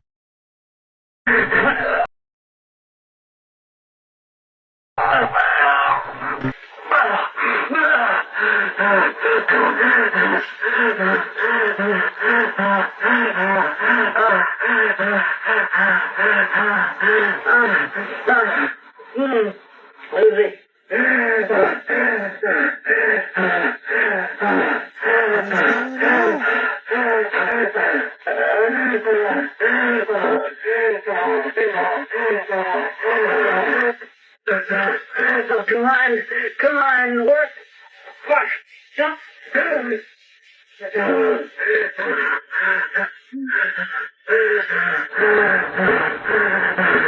on, work. Come on.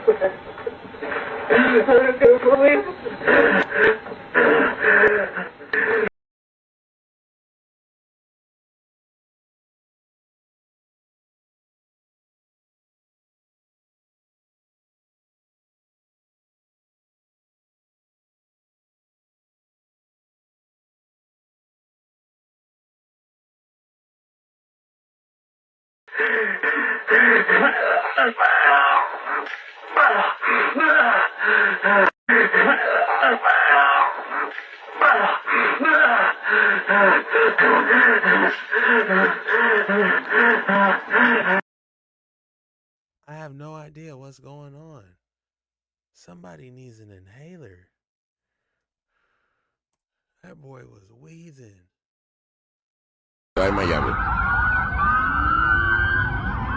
Okay, so a few nights ago, over 50 cops and helicopters were called over in a shopping mall area in Miami, Florida. Why were there so many cops? This is just rumors and witness reports that there were 7 to 10 feet tall creatures and beings running around the shopping area and attacking people. Now, the other report is there was a few gangs fighting amongst the shopping area and teenagers running around fighting each other with sticks and stuff. So you're telling me that many cops and helicopters came for a little teenage gang fight? And why were there so many flight delays in Miami that day? All of this wasn't even being reported by the media and covered up by that whole Epstein list.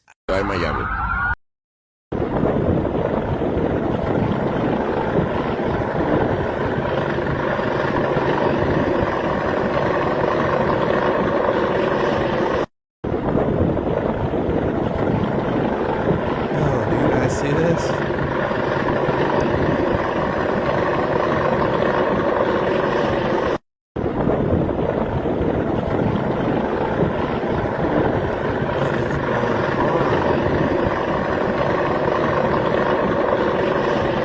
How are they getting that rope around it?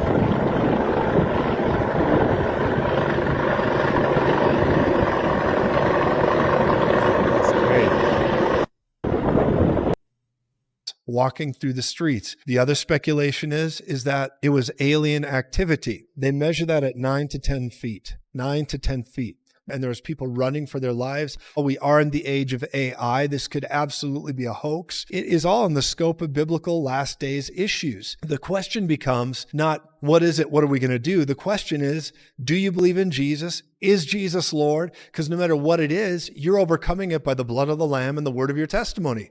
Big deal. He's not playing. He got straight to the chase. He said, look, whatever is going on, this is what it boils down to. So allegedly there was 8 to 10 feet tall aliens that was spotted at the mall in Miami. And apparently somebody caught this 8 to 9 feet tall alien on camera. And if this story is true, this could potentially be the biggest story of the century. Look at this right here. And this is another clip of people that's running from the mall, from the alleged aliens. And now some people are saying that they came out with a cover story saying that it was teens that started a riot and setting off firecrackers. But this is my thing. Why are there so many police officers? This many police officers for teens? Now, I've never in my life seen that many police officers pull up just to break one fight up. And there's also been other reports of 9 to 8 foot tall aliens that have been reported. Y'all remember what happened in Las Vegas? And then we have people saying that they cut the scanners off and also shut down the Miami international flights, which is very interesting. Oh, that's a good view. It was about to break free. Tell me it wasn't about to break free, man. 4 horas ainda, velho. Dá tempo de ir pra Lençóis. Vamos dar...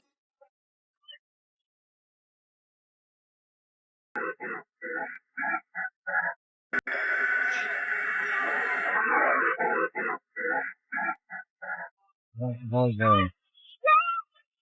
4 horas ainda, velho. Dá tempo de ir pra Lençóis. Vamos dar pra Bauru ainda. Olha isso, velho. Olha isso. Got one. Got him.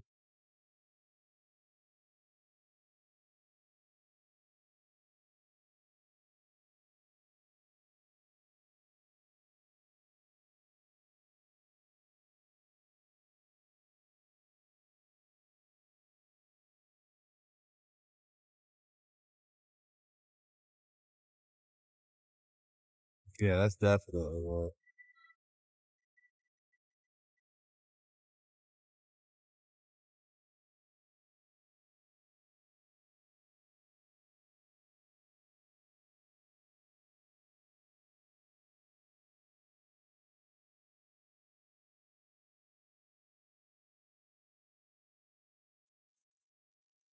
Yeah. That looks like the pyramid. Oh, it says Germany.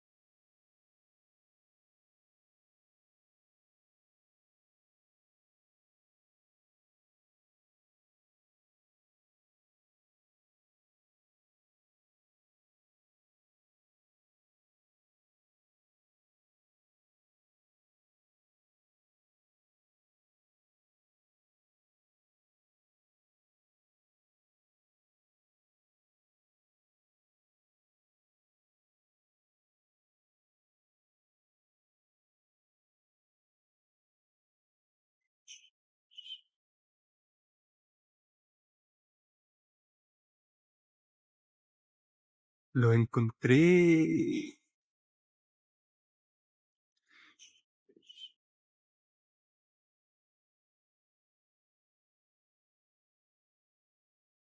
Come on, bruh. Lo encontré.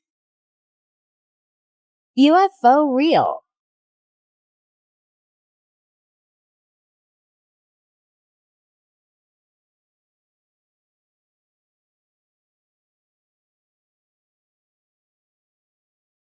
UFO real.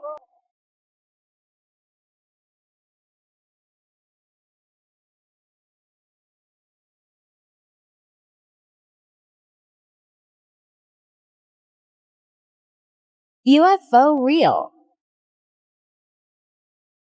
Guys.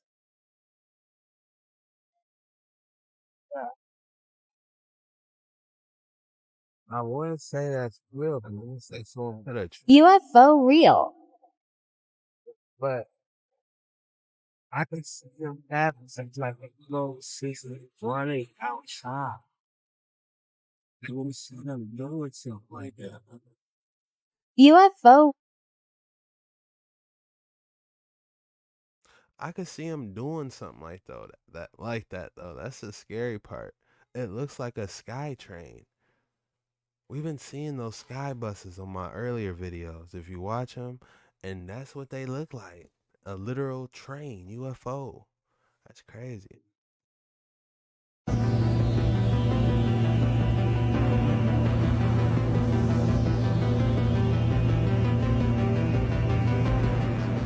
See this? No.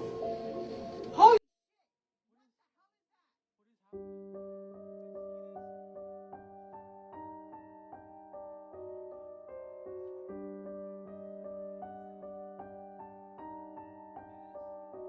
UFO codec gas station.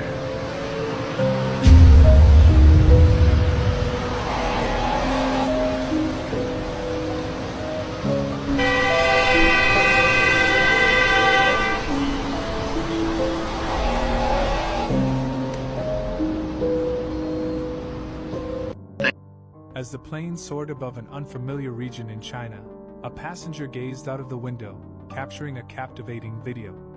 A sense of awe and curiosity filled the air as the passenger's camera focused on a peculiar sight. A disc-shaped object, about the size of a small car, effortlessly gliding in parallel to the airplane, near one of its wings. The crispness of the video allowed the viewer to perceive the details of the disc distinctly. As seconds passed, an intriguing occurrence took place. The mysterious object seemed to activate a device of some sort, creating a mesmerizing effect. Space and time itself appeared to fold around the disk, as if the laws of physics were being bent to its will. The passenger's video captured the surreal moment in all its glory, a testament to an encounter that defied conventional understanding. As the object sped away from the aircraft, its velocity accelerated to a staggering 24,000 miles per hour, leaving an indelible impression on the mind of the witness. That's all I got for today's episode, man. If you made it this far, man, drop some words of encouragement in the comments below, man. And be sure to hit that like and subscribe button. It's your boy Jet Ski Chuck. Y'all know what time it is. You know, I love having y'all on these longer boys, man. Enoch, the Watchers, these UFOs popping off. We had to talk about it, man. We've been going crazy on our lives lately, man. If you haven't seen me on the live yet, be expecting me to jump off at least 3 times a week in between 8 and 10 p.m. Eastern time. I'm going live, y'all. Merch is on the way. Y'all already know it's coming. Y'all saying y'all want dry fit, y'all want shirts. I got y'all, man. It's your boy Jet Ski Chuck. I'm gonna see y'all on the live soon, man. But yeah, this was a watcher banger. We had to get off our chest. But yeah, man. More videos coming soon. I'm gonna see y'all in the next one. Peace out.